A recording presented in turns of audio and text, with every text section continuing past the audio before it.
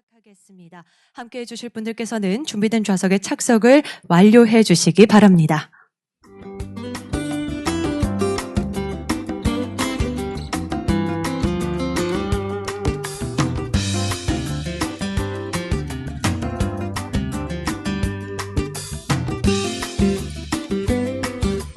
네, 약속드린 시간이 되어서 이제 함께하는 시간 이어가 보도록 하겠습니다. 자, 오늘 이 시간, 참 오늘 날씨는 이번 한 주간 중에서도 가장 추운 날씨입니다. 그래서인지 옷가짐이 조금 두툼하고 또 조금 피곤해 보이시는 기색도 보이시는데요. 따뜻한 공간에서 함께 하시면서 오늘 하루의 피로를 풀어가시고 또 우리가 함께하는 빛나는 내일에 대해서 이야기 나눠보도록 하죠. 바쁜 일정 속에서도 함께해 주신 여러분들과 인사 나누고 시작하도록 하겠습니다. 반갑습니다. 대구 한의대학교 2025 AID 집중과정 교육성과 페스타에 함께해 주신 여러분 고맙습니다. 저는 오늘 진행으로 함께하고 있습니다. 반갑습니다. 아나운서 이보람입니다. 고맙습니다. 사람의 몸을 가장 잘 이해하고 또 사람의 몸과 가장 가까운 의학은 한의 한방 분야가 아닌가 생각을 해봅니다. 오랜 역사 속에서 사람의 몸 그 흐름을 읽고 맥락을 짚어오면서 모든 시간을 함께 해왔는데요. 그래서일까요? 진료를 할 때에도 환자의 병증만을 보는 것이 아니라 그 사람이 가지고 있는 체질을 살피고 체질과 맞는 약성에 대해서도 고민해야 하는 참 복합적인 연구가 필요한 분야이기도 합니다. 그래서일까요? 이 한의 한방 분야를 가리켜서 사람의 병을 다루는 것이 아니라 그 사람의 몸과 그 사람의 삶을 읽어가는 학문이라고도 일컫고 있습니다. 오늘 우리가 살아가는 시대에는 많은 기술이 함께 자리를 하고 있습니다. 오랜 역사로 쌓아온 그 분야, 우리 분야의 모든 기록들을 어떻게 하면 효율적으로 활용하고 사람들에게 더 가깝고 이롭게 활용할 수 있을까요? 이 섬세한 진료의 판단을 돕는 기술에 대한 이야기를 오늘 함께 나눠보도록 하겠습니다. 오늘 이 자리는 단순한 교육의 결과만을 공유하는 자리가 아니라 앞으로 한의 한방 분야가 AI 디지털 기술을 활용했을 때 어떻게 나아갈 수 있고 그 방향과 가능성에 대해서도 짚어볼 수 있는 시간이 될 것 같은데요. 함께하는 시간, 그 빛나는 내일의 한 획을 지금부터 함께 그어보도록 하겠습니다. 오늘 성과 공유의 시작, 여러분의 빛나는 박수로 함께 청해보고자 하는데요. 사회자의 힘찬 목소리와 함께 여러분의 빛나는 박수 함께 모아주시기 바랍니다. 그럼 지금부터 2025 AID 집중과정 성과 공유회 힘찬 박수로 시작하겠습니다.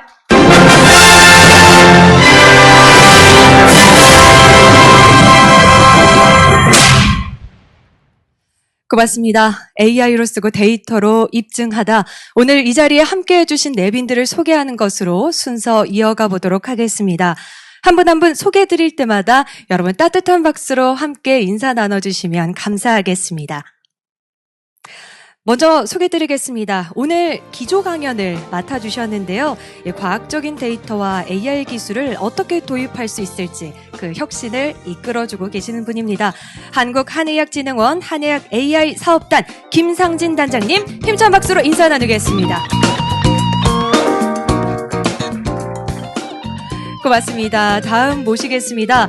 초청 특강으로 오늘 지혜를 나눠주실 분이 함께 자리하고 계시는데요. 한국한의학연구원 이상훈 박사님 소개 올리겠습니다. 반갑습니다. 이어서 본 행사를 주최한 우리 대학 보직자분들을 소개드리도록 하겠습니다. 민족의학, 한의학의 과학화, 산업화, 세계화를 위해 힘쓰고 계시는데요. 교육 현장에서 무거운 책임감으로 함께 하십니다. 대구 한의대학교 노마드 교육혁신처 장정현 처장님 소개드립니다. 이번 AID 집중과정을 총괄하셨습니다. AID 30플러스 집중캠프 사업단 박슬기 부단장님 힘찬 박수로 인사 나눌까요? 마지막으로 소개해드리도록 하겠습니다. K-메디 디지털 교육지원센터 김부성 센터장님 함께해 주셨습니다. 반갑습니다. 감사합니다. 함께 해주시는 그 발걸음과 그 시간들을 통해서 우리가 나아가야 할 내일에 대해서 짚어보는 시간 이어가도록 하겠습니다. 우리가 함께 만들어가는 내일은 단순하게 우리만의 성과를 빛내기 위해서만이 아닙니다. 우리나라 그리고 이 세계화를 통해서 많은 사람들의 삶을 이롭게 하기 위해서 이 자리에 함께 하셨을 텐데요. 그 마음을 모아 가장 정중한 첫 번째 순서 국민의례를 이어가겠습니다. 모두 자리에서 일어나셔서 스크린에 있는 국기를 향해 주시기 바랍니다.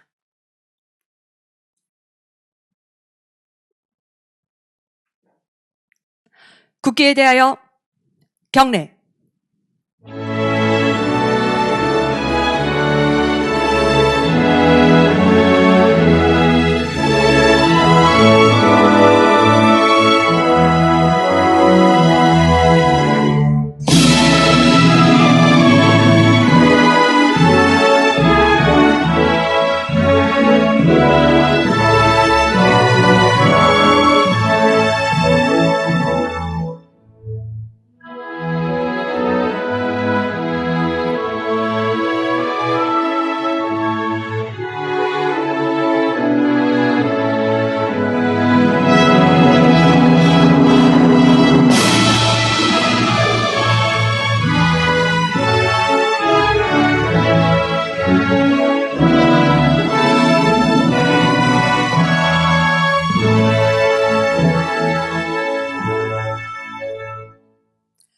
바로 애국가 제창과 이하 국민의례는 생략하겠습니다. 모두 자리에 앉아주시기 바랍니다.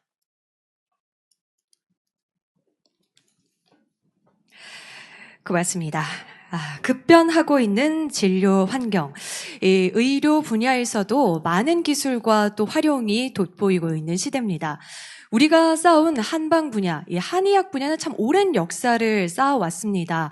그래서일까요? 이 많은 데이터를 어떻게 활용하고 환자의 삶을 돕도록 적용할 수 있는가에 대한 연구가 끊임없이 이어지고 있습니다. 이 진료에 대한 효율성을 높이기 위해서 AI 디지털 과정의 기술 도입이 계속해서 이루어지고 있습니다. 오늘 그 성과, 그 발전 방향에 대해서 함께 짚어보는 시간, 이 자리 함께 채워주신 여러분께 환영의 인사를 준비해 주신 분이 계십니다. 그래서 이분을 정중히 모시고 함께 시간 이어가도록 하겠습니다. 여러분, 환영사를 맡아주신 노마도 교육혁신처 장정현 처장님을 다시 한번 박수로 환영해 주시면 감사하겠습니다.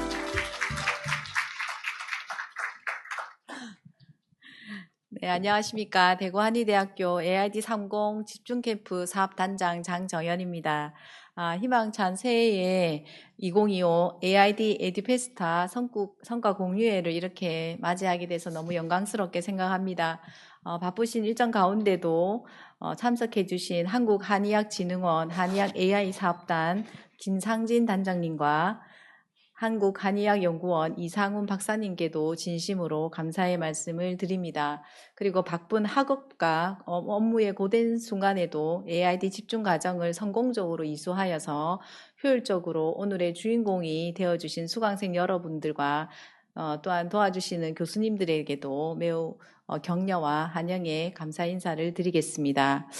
우리가 직면한 AI 대전환이라는 큰 흐름에 한의학 분야도 아마 예외는 없을 거라고 생각합니다. 이제 한의학은 과거의 깊은 경험과 직관을 넘어서 AI라는 첨단 기술을 활용하여서 객관적인 데이터로 그 가치를 증명하고 미래 한의학의 새로운 표준을 만들어 가야 할 중대한 전환점에 서 있는 것 같습니다. 이번 AID 집중 과정, 이 과정이야말로 시대적 요구에 부응하여 여러분들에게 데이터 기반의 AI 융합 한의 인재 양성을 성장시키는 데 단단한 뿌리가 될 것이라고 확신합니다. 또한 이러한 배움의 자리에 가운데서도 수기 공모전에서 입상을 해주신 모든 분들에게도 감사의 말씀을 드리고요. 이러한 탁월한 성과들이 아마 여러분들이 성장하는데 상당히 큰 경험이 될 것이라고 생각합니다. 아마 아쉽게 수상을 못하신 분들에게도 다음에 또 도전의 기회가 있을 거라고 생각하고요. 이러한 모든 것들이 여러분들이 성장하고 경험하는데 큰 밑바탕이 될 거라 생각합니다. 오늘 2025 AID 에듀페스타가 훗날 스마트 한방병원, 디지털 헬스케어 산업, 그리고 데이터 기반의 모든 연구 현장에서 한의학의 과학화와 표준화를 앞당기는데 위대한 마중물이 되는 귀한 자리가 되길 기대합니다. 그리고 이러한 행사에 아마 우리 부서의 모든 선생님들의 귀한 노력이 있어서 이렇게 성대한 자리를 마련할 수 있을 거라고 생각합니다. 오늘 많은 두 분의 강연과 그리고 우리 부서에서 부단장님이 발표하시는 강연에 대해서 여러분들이 많이 들어주시고 그 과정에서 저희에게 많은 피드백을 주셨으면 합니다. 이상 감사의 말씀을 드리겠습니다. 감사합니다. 네, 고맙습니다. 처장님께서 오늘 자리의 의미와 함께 우리가 어떠한 방향으로 이 자리를 기억하고 활용해야 할지에 대해서도 말씀 전해 주셨습니다. 말씀 주셨던 것처럼 이 경험과 직관을 넘어서 어떻게 이 한의 과정을 표준화하고 또 사용할 수 있을까요? 그 산업화의 마중물이 되는 오늘 이 자리, 준비되어 있는 기조 강연을 통해서 지혜를 나눠보도록 하겠습니다. 오늘 귀한 인사이트를 나눠주실 분을 앞쪽으로 모시도록 하겠습니다. 함께 박수로 모시겠습니다. 여러분, 한국한의학진흥원 한의학 AI 사업단 김상진 단장님을 다시 한번 박수로 청해 보겠습니다. 박수 부탁드리겠습니다. 네, 오늘 단장님께서는 한의학의 AI 디지털 대전환과 활용 전략에 대한 주제로 강연을 준비해 주셨습니다. 준비해 주신 말씀 지금부터 귀 기울여 듣겠습니다.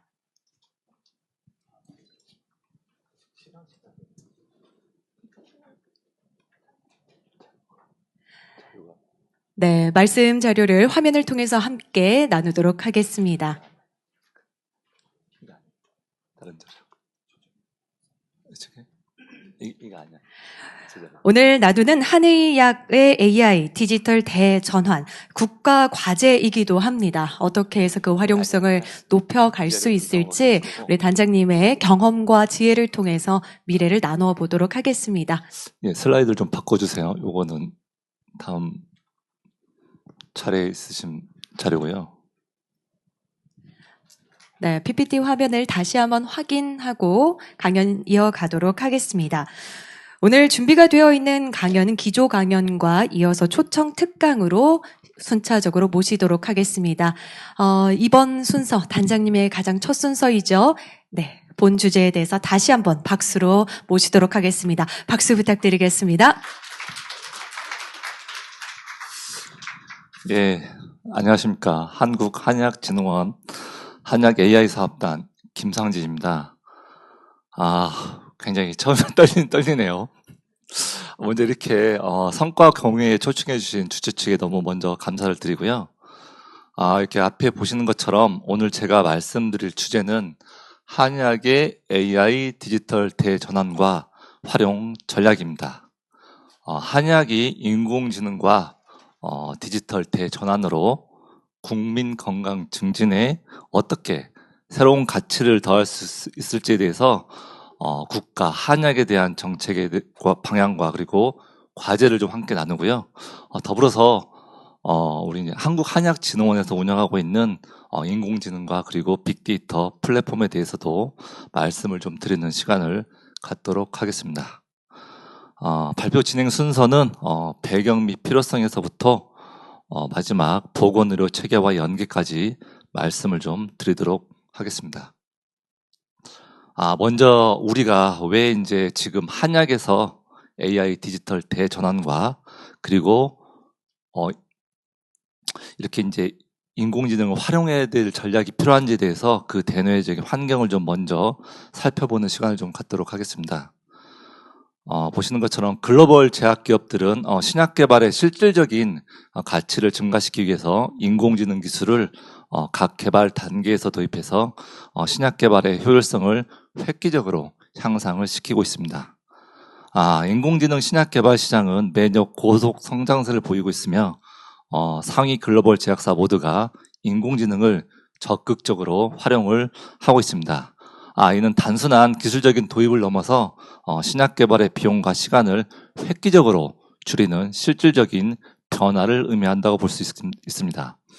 이러한 흐름 속에서 한약 또한 인공지능 기반 약제 효능 예측과 처방 조합, 그리고 이런저런 예측에 대한 부분을 다양한 방식으로 디지털 전환을 모색하고 인공지능 활용한 신약 개발에 적극적인 대응이 필요합니다. 최근 주목받고 있는 기술이 생성형 인공지능 기술인데요. 의료에서도 의료 진단이라든지 예측, 치료 등 전 주기적인 의료 프로세스에서 광범위하게 이렇게 생성형 인공지능 기술이 적용되고 있습니다. 그 중심에는 정밀 의료가 자리를 하고 있는데요. 요즘 잘 아시다시피 인공지능 툴들이 많이 활용되고 있잖아요. 뭐 챗GPT라든지 제미나이를 많이 활용하고 있을 텐데요. 요 장표도 사실은 제가 GPT와 좀 이야기를 하면서 만든 장표라고 이해하시면 될 것 같습니다. 그리고 전자의무 기록 자체가 실제적으로 이제 데이터가 생산되는 이러한 도구이자 툴인데요. 이런 전자의무 기록과 결합된 인공지능 기술이 환자 맞춤형 진단과 치료의 정밀도를 높이는 데 굉장히 중요한 역할을 합니다. 이제 의료 데이터는 단순한 기록을 넘어서 새로운 가치를 창출하는 핵심 자산이라고 볼 수 있습니다. 한약도 이러한 기술적 흐름에 기반하여 전통적 진단과 치료 정보에 인공지능을 접목시켜 정밀한 의사결정 체계를 마련하고 과학적인 근거를 강화해야 합니다. 새 정부의 인공지능 정책에 발맞춰서 우리 이제 한약 산업도 확장의 기회로 인공지능을 활용할 필요가 있습니다. 국가 주도의 인공지능 인프라 확충과 규제 혁신을 통해 한약도 과학화, 표준화, 그리고 디지털 전환을 가속화해야 합니다. 한약은 수천 년간 축적된 지식과 임상 경험을 보유하고 있습니다. 다만 과학적, 객관적 근거 확보 측면에서는 한계가 존재한다고 말을 하고 있긴 합니다. 사실 저는 그렇게 생각하지 않는데 일반적으로 이제 뭐 이렇게 말씀하시는 분들이 있어서 한계가 있는 부분을 말씀드렸고요. 이런 부분에서 이제 우리가 인공지능의 역할을 분명히 할 필요가 있습니다. 한의 진료 데이터를 인공지능으로 분석해서 진단의 신뢰성 그리고 치료의 안전성과 유효성을 객관적으로 입증을 할 수가 있습니다. 그러면 왜 한약에 인공지능을 도입을 해야 하는가입니다. 한약은 디지털 헬스, 인공지능, 바이오와 자연스럽게 융합되며 웨어러블과 합성 데이터를 통해 일상에서도 지속적으로 확장이 가능한 부분입니다. 고전 문헌부터 비임상, 임상까지 폭넓은 한약 데이터는 체질, 증상, 생활 습관 같은 다차원 정보를 함께 다루기 때문에 복합 질환에 대한 대안적 해법을 제시하기에 유리합니다. 특히 한약은 다성분, 다표적 특성을 가지고 있기 때문에 지식 그래프 같은 인공지능 분석이 굉장히 뛰어난 특성을 가지고 있고요. 이를 통해서 새로운 효능과 적응증 발굴이 가능성이 높아진다고 볼 수 있습니다. 개인의 체질과 생활 맥락을 반영한 정밀 맞춤 의료가 가능하고 표준화된 문진, 생체 신호를 기반으로 비대면 추천, 상담도 품질 높은 서비스로 제공이 가능합니다. 또한 센서 기반의 조기 경보와 생활 중재를 연결해서 예방 중심의 건강 관리로 전환을 할 수도 있습니다. 이러한 한약의 강점을 인공지능으로 구조하여 예방, 진단, 치료, 사후 관리까지 전주기 혁신을 만들어 갈 수 있습니다. 그러면 한약과 관련된 보건의료에 관한 국내외 인공지능과 빅데이터 관련 동향을 간단하게 살펴보는 시간을 갖도록 하겠습니다. 지금까지 한약은 데이터 표준화와 구조화의 어려움으로 인해서 디지털 헬스케어 전환에 여러 가지 제약이 많았습니다. 또한 한약 분야에서는 제도나 기술, 투자가 부족을 해서 실질적인 활용까지 가기에는 제약과 한계가 있었습니다. 하지만 정부의 AI 3대 강국 기조는 의료 AI 혁신과 함께 한약의 디지털 전환과 AI 적용에 중요한 기회를 제공할 것으로 기대를 하고 있습니다. 중국과 일본은 국가 차원의 전통 의학과 AI 오믹스 기술을 융합한 디지털 헬스케어의 전략 추진을 가속화하고 있습니다. 미국과 유럽은 AI 기반 신약 개발을 촉진하기 위해서 정부에서 AI 관련 지침과 계획을 발표하고 글로벌 디지털 헬스케어 시장을 주도하기 위하여 AI를 적극적으로 활용을 하고 있습니다. 한국은 중국과 일본, 미국, 유럽과 비교해서 아직은 굉장히 초기 단계이긴 한데요. 이런 부분들이 우리 현실이고 이런 현실을 저희가 극복해야 될 필요가 있을 것 같습니다. 국내에서 한약, 천연물, 약용작물 등에 대한 자원 분야에서 데이터는 대부분 정부나 공공기관 주도로 개별적으로 공개를 하고 있습니다. 하지만 민간과 학계 연계 활동 사례는 상대적으로 부족한 실정이고요. 하지만 해외는 자원 분야에서 중국이 세계 최대 규모로 데이터를 적극적으로 공개하고 있고 다양한 분야와 연계하고 활용이 되고 있습니다. 국내 제약사들은 투자 리스크를 피해서 자체 개발하는 것보다 AI 기업들과 업무 협약을 맺고 신약 후보물질 탐구를 진행을 하고 있습니다. AI 기반 신약 개발 분야의 국내 경쟁력 수준은 해외에 대비해서 굉장히 낮고요. 이를 특히 제도적인 문제와 숙련된 인력 부족이 주요 원인으로 분석이 되고 있습니다.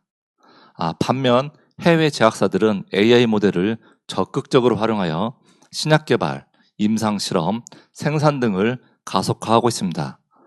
주요 제약사들은 AI 기반 플랫폼을 자체적으로 개발하고 이러한 플랫폼을 활용해서 효율적인 비즈니스 체계를 구축하는 데 심혈을 기울이고 있습니다.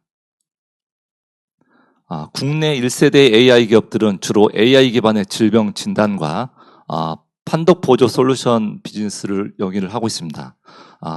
해외는 데이터 관리, 의료 영상, 신약 개발, 건강 관리 분야를 중심으로 글로벌 빅테크부터 스타트업들이 AI를 기반으로 해서 혁신적인 솔루션을 출시를 하고 있습니다. 한약 분야에서도 정부가 추진 중인 AI 3대 강국 달성 기조에 발맞춰서 국가 차원의 전략적인 AI 활용 기반을 마련하고 체계적인 한국의 AI 과제 수행을 위한 추진 체계가 필요합니다. 따라서 한국한약진흥원에서는 한약 AI 사업단을 신설을 하고 운영을 하고 있습니다. 한약 AI 사업단은 한약의 과학적 근거 마련을 위한 AI 디지털 대전환으로 한약 AI 빅데이터 생태계 조성이라는 비전을 설정을 하고 추진 전략과 추진 과제를 도출하는 작업을 진행하였습니다. 그리고 이러한 과제들이 제5차 한약 육성발전 종합계획과 연계하는 작업도 완료를 했습니다.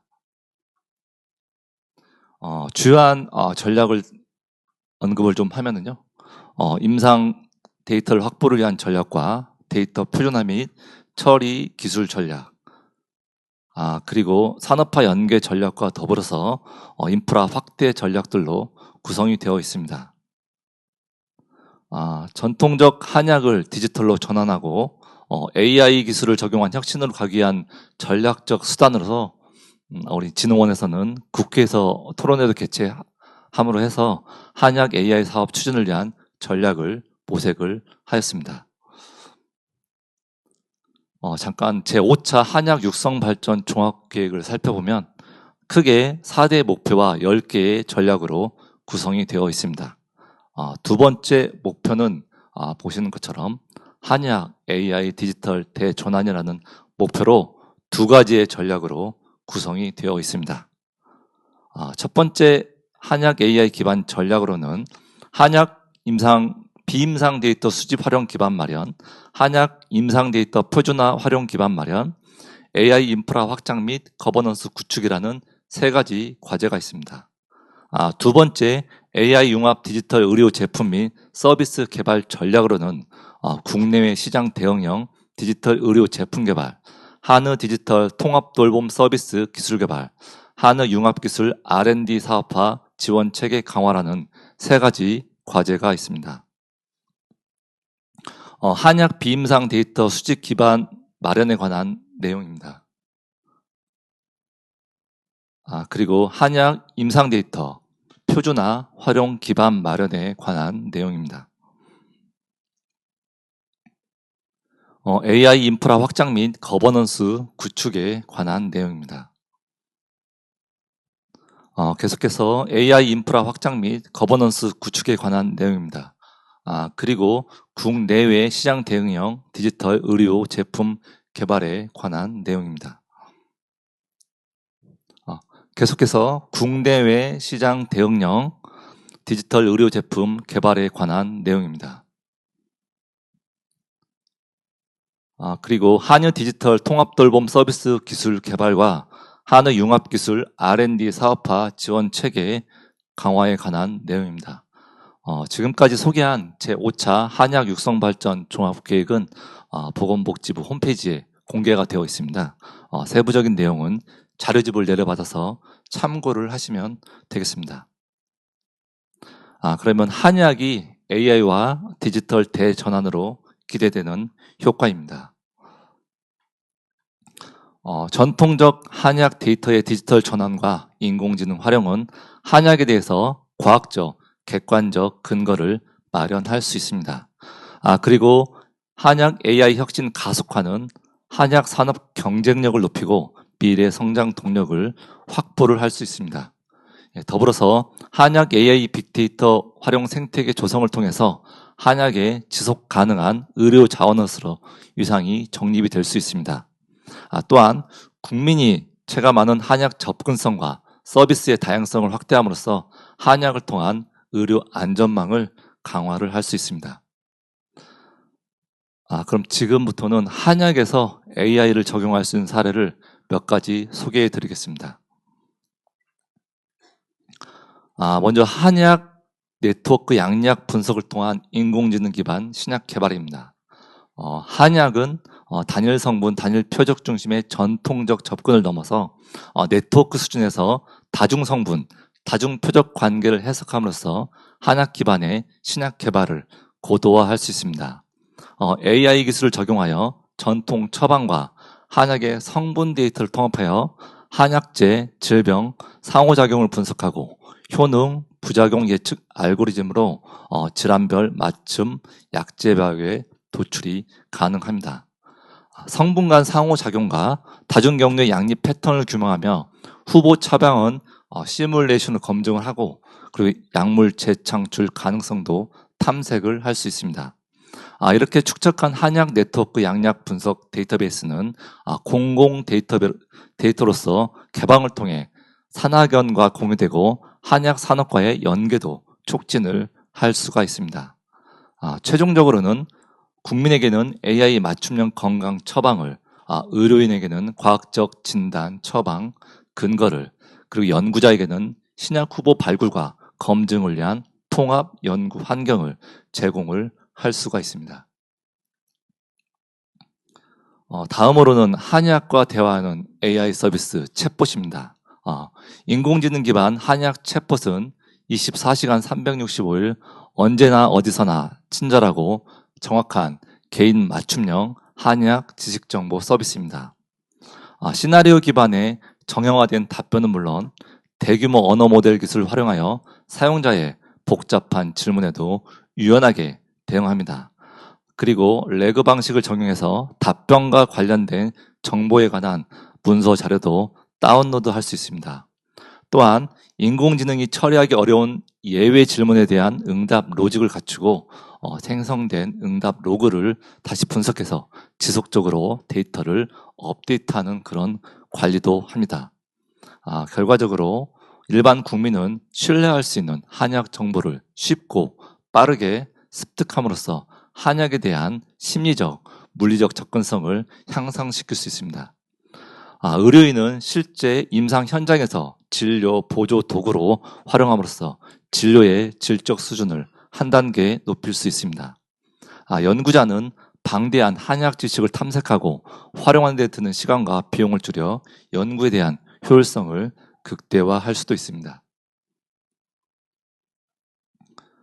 다음으로는 한의학 표준 EMR 프레임워크 기반 API라는 그런 서비스인데요. 이 API 서비스는 한의 표준 임상 진료 지침을 기반으로 해서 표준 입력 형태 그리고 근거 중심 입력 가이드를 시스템으로 구현할 수 있는 서비스입니다.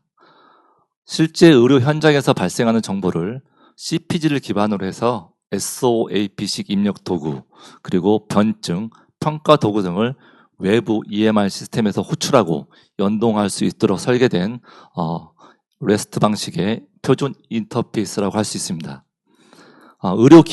의료기관이나 EMR 개발 업체에서 복잡한 표준 데이터베이스를 직접 구축하지 않고도 표준화된 한의 의무 기록 기능을 자신의 시스템에서 최적화된 화면으로 구현할 수 있도록 지원을 합니다.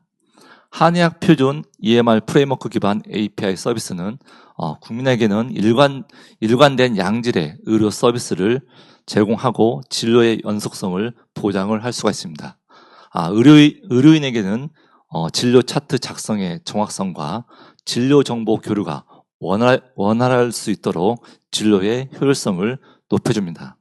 연구자는 양질의 한의학 임상 빅데이터 구축으로 임상 근거 창출, 연구를 확대를 할 수가 있습니다. 지금부터 소개하는 시스템은 앞에서 적용 사례에 대한 부분을 실제적으로 구현한 시스템을 소개를 좀 드리도록 하겠습니다. 지금 보시는 화면은 한약 실험정보 관리 시스템, 일명 저희는 클림스라고 부르고 있는데요. 이런 클림스는 한약 실험 정보를 보다 효율적으로 수집, 분석, 활용하고 인공지능 분석 기능을 통합적으로 제공하기 위한 전문적인 시스템입니다. 따라서 연구자와 전문가를 주요 사용자로 설정해서 설계가 되어 있습니다. 클림스는 한약 실험 정보 데이터 검색 기능과 네트워크 분석 기능을 포함해서 지식화 도구를 제공하는 시스템입니다. 그러면은 클림스의 몇 가지 기능에 대해서 간단하게 좀 살펴보도록 하겠습니다. 한약 실험 정보 데이터 검색 기능은 독성, 약물 동태, 생물학적 활성화, 약물 상호작용 등 각 한약재에 대한 자세한 항목별 한약재의 실험 정보를 제공을 합니다. 지금 보고 계시는 화면에서 제공하고 있는 이런 이미지 데이터 같은 경우에는 한국한약연구원 그리고 민간기업인 신풍제약과 CK에서 제공해서 저희 기관이 지금 활용하고 있는 자료라고 보시면 될 것 같습니다. 그럼 이런 클림스에서 제공하는 한약재를 어떤 기준에 의해서 수집하고 있는 데는 기준을 보여주고 있는데요. 이런 클림스에서 제공하는 한약 실험 정보의 데이터 수집은 첩약 건강보험 적용 시범사업 대상 질환에서 사용되는 기준 처방을 중심으로 이루어집니다. 시범사업에 포함된 기준 처방 각각을 구성하고 있는 한약재에서 질환별 기준 처방 구성 한약재와 가감에 사용할 수 있는 한약재를 포함하여 다빈도 처방 한약재를 기준으로 정보의 우선순위를 설정하고 관련 실험 정보를 선별적으로 확보를 하고 있습니다. 이러한 방식은 데이터에 대한 대표성과 신뢰도를 확보하면서도 효율적으로 핵심 정보와 데이터를 구축할 수 있도록 설계가 되어 있습니다. 한약 실험 정보 데이터의 수집은 국내외 공공 포털과 논문 데이터베이스를 주로 활용을 하고 있습니다. 예를 들어 펀메드, 퍼캠, 캠블 등의 신뢰성 있는 데이터 출처에서 논문과 실험 자료를 수집하고 이를 기반으로 텍스트와 표형식의 정보를 추출을 합니다. 그 다음 단계로는 데이터 식별, 정제, 구조화, 표준화 등 전처리 과정을 통해 데이터를 가공하고 인공지능 학습이 가능한 구조로 데이터를 변환을 합니다.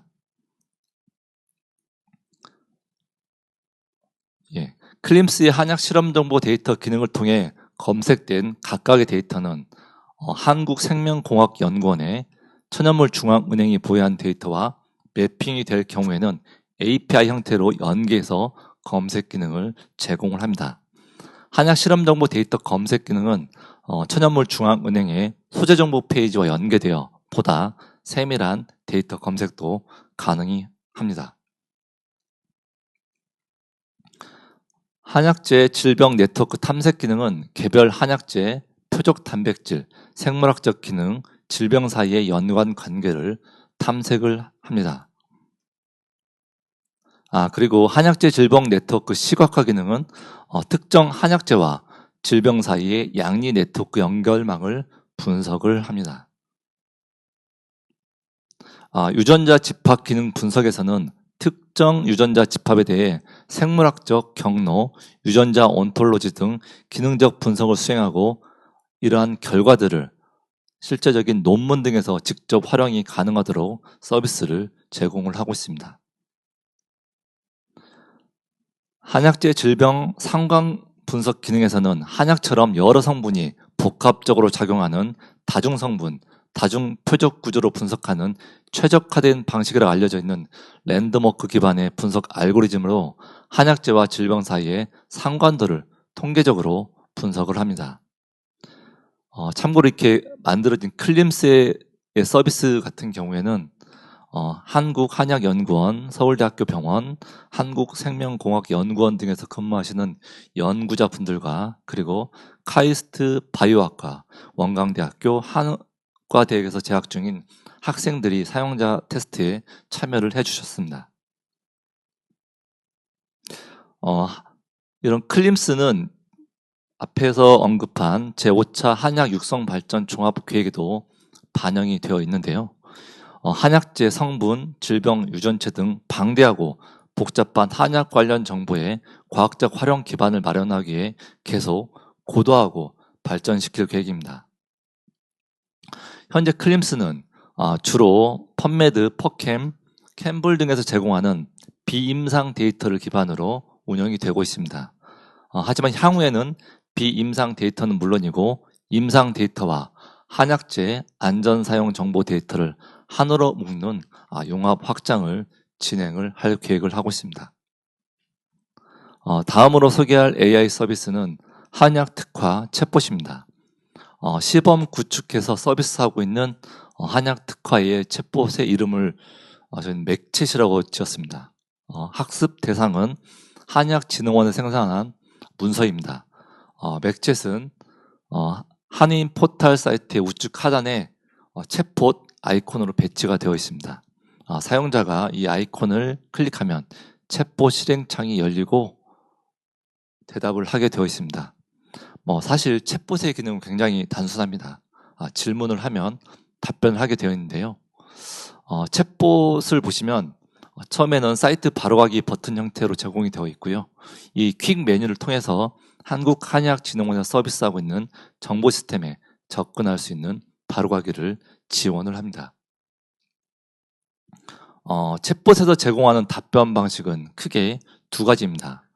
하나는 시나리오 기반 답변이고 나머지 하나는 생성형 AI 기술을 활용한 답변입니다. 사용자의 지리를 입력하면 시나리오 또는 생성형 AI 기술을 활용하여 답변을 생성하여 제공을 합니다. 그리고 해당 답변의 근거가 되는 링크 정보나 문서에 대한 다운로드 기능도 제공해서 답변의 신뢰도를 높이고 있습니다. 또한 한약 정보가 아닌 질문이 입력된 경우에는 한약과 관련된 질문을 하도록 유도하는 메시지도 저희가 출력하는 기능을 구현을 했습니다. 앞에서 잠깐 말씀드렸듯이 학습 데이터의 범위는 한국한약진흥원에서 생성된 문서입니다. 특히 질환에 관한 문서는 주로 한일표준 임상진료 지침인 CPG를 기반으로 답변이 생성되어 있기 때문에 CPG를 연구하신 분들은 이 챗봇을 활용하시면 조금 더 편리하게 지식에 접근할 수 있는 그런 도구로 활용할 수 있을 것입니다. 다음은 한약 표준 EMR 프레임워크 기반 API 서비스입니다. 해당 서비스는 한의 표준 임상 진료 지침을 기반으로 SOAP 입력 요소, 변증, 평가 도구 및 임상 정보 DB 등 외부 EMR 시스템에서 호출하고 연동할 수 있도록 설계된 REST 방식의 인터페이스라고 보면 될 것 같습니다.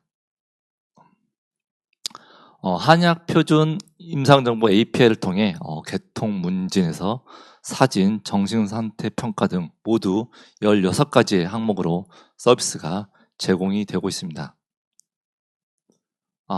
요거는 한약 표준 임상정보 API를 시범적으로 적용한 외부 EMR 시스템에 대해서 짧은 동영상을 좀 보겠는데요.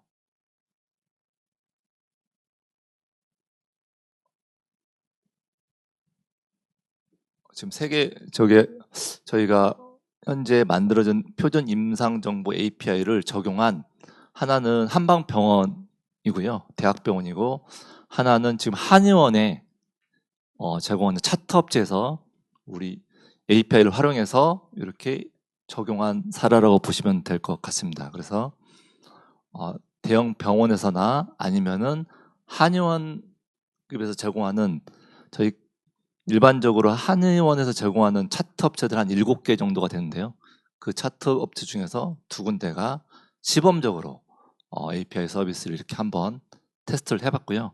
무리 없이 한약 표준 EMR 프레임워크 기반 API를 활용해서 이렇게 차팅을 할 수 있는 것을 볼 수가 있습니다.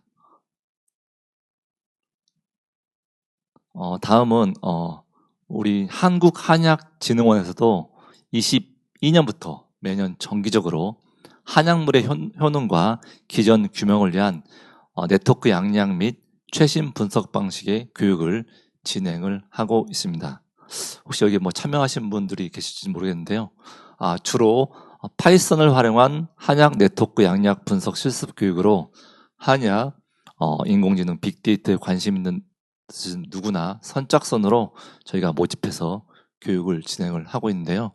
저희 공고를 뜨면 거의 금방 차가지고 경쟁률이 제법 좀 셉니다, 이게. 예. 저희가 지금까지 소개한 이런 서비스를 좀 시연을 하려고 했는데 제가 지금 이렇게 미디어를 장악하지 못하기 때문에 이건 좀 넘어가도록 하고, 저희 기관의 홈페이지에 보시면 실험정보 관리 시스템이라든지 이런 챗봇이라든지 이런 API 서비스에 대한 내용들을 볼 수 있으니까요. 기관 홈페이지를 참조하시면 될 것 같습니다. 사실 이 부분도 굉장히 중요한 부분이라고 생각이 드는데요. 한의계는 현재 진행되고 있는 보건의료 체계와의 연계도 필요합니다. 그 중에서도 건강정보 고속도로와 전자의무기록 인증제가 있습니다. 보건의료 데이터 교류와 전자의무기록 인증제는 의료 현장에서 데이터 연속성을 통해서 국민 체감형 서비스를 한층 강화할 수 있습니다. 건강정보 고속도로는 본인 동의를 바탕으로 해서 공공기관과 의료기관이 보유한 개인 의료 데이터를 국민이 원하는 곳에서 안전하고 효율적으로 전송하고 조회할 수 있는 서비스입니다. 하지만 현재 한방에서는 건강정보 고속도로에서 제외가 되어 있습니다.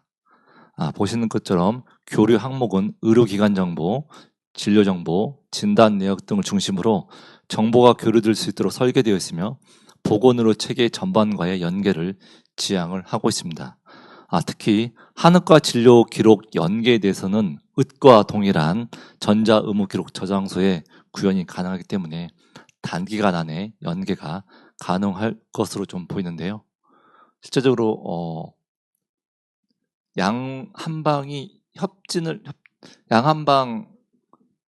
EMR 시스템을 동일하게 쓰고 있는 대학병원에서는 이런 건강정보 고속도로가 한방 부분을 실제적으로 집어넣으면 큰 문제가 없는데, 앞에서 말씀드렸듯이 한방은 아직까지 건강정보 고속도로에 제외가 되어 있기 때문에 서비스가 되어 있지 않고요. 향후에는 저희가 한방에서 시행되는 시술, 검사 등 세부 항목을 신규로 구성하고 건강정보 고속도로 서비스와 연계를 확대해서 국민 체감형 서비스를 강화할 필요가 있습니다. 이런 데이터 자체가 국민이 내 데이터의 주인으로서 필요할 때 필요한 곳에서 양방, 한방, 치과 등 구분 없이 데이터를 보낼 수 있고 확인이 가능해야 됩니다. 그렇게 함으로써 의료 현장은 더 연속적이고 정확한 정보로 보건의료 진료와 그리고 사용자의 편의성을 높일 수가 있습니다. EMR 인증제는 전자 의무 기록 기능의 국가 표준 적합성을 검증하여 진료 정보의 상호 운영성과 품질을 높이는 제도입니다. 인증은 제품 인증과 사용 인증으로 나누는데 신청 주체는 각각 EMR 시스템 개발 업체와 의료기관입니다. 역시 EMR 인증제도 현재 치과, 한방, 정신요양병원은 EMR 인증제에서 제외되어 있습니다. 한국한약진흥원에서는 의과에서 제시하고 있는 인증 기준에 맞게 한약 EMR 인증 기준안을 마련을 하였습니다. 향후에는 기존 인증제 편입을 한다거나 아니면 한의과 별도 도입하는 것으로 해서 한방에서도 EMR 인증제에 포함될 수 있도록 가능한 전략을 제시하고 추진함으로써 환자 안전과 데이터의 연계성을 동시에 강화할 필요가 있습니다. 이상으로 제가 준비한 한약의 AI 디지털 대전환과 활용 전략에 대한 이야기를 마치도록 하겠습니다.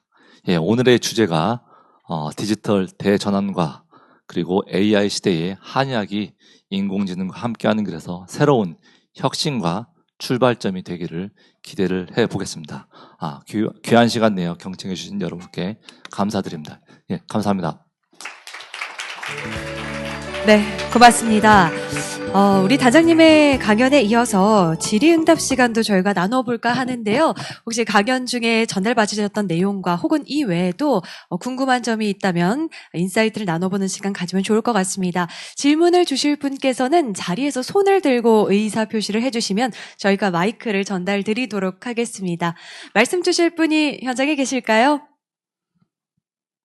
네, 뒤쪽까지 찬찬하게 바라보고 있는데 우리 단장님의 말씀이 또 귀에 쏙쏙 잘 전달이 되었던 것 같습니다. 네, 오늘 말씀은 여기서 매짐하도록 하겠습니다. 귀한 시간 채워주셨습니다. 김상진 단장님께 다시 한번 박수 부탁드리겠습니다.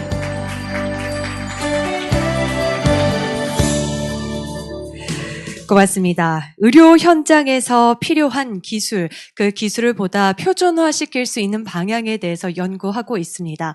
AI 인공지능 기술은 단순한 LLM을 넘어서 이제 그 활용성에 대한 가치로도 평가를 받고 있는데요.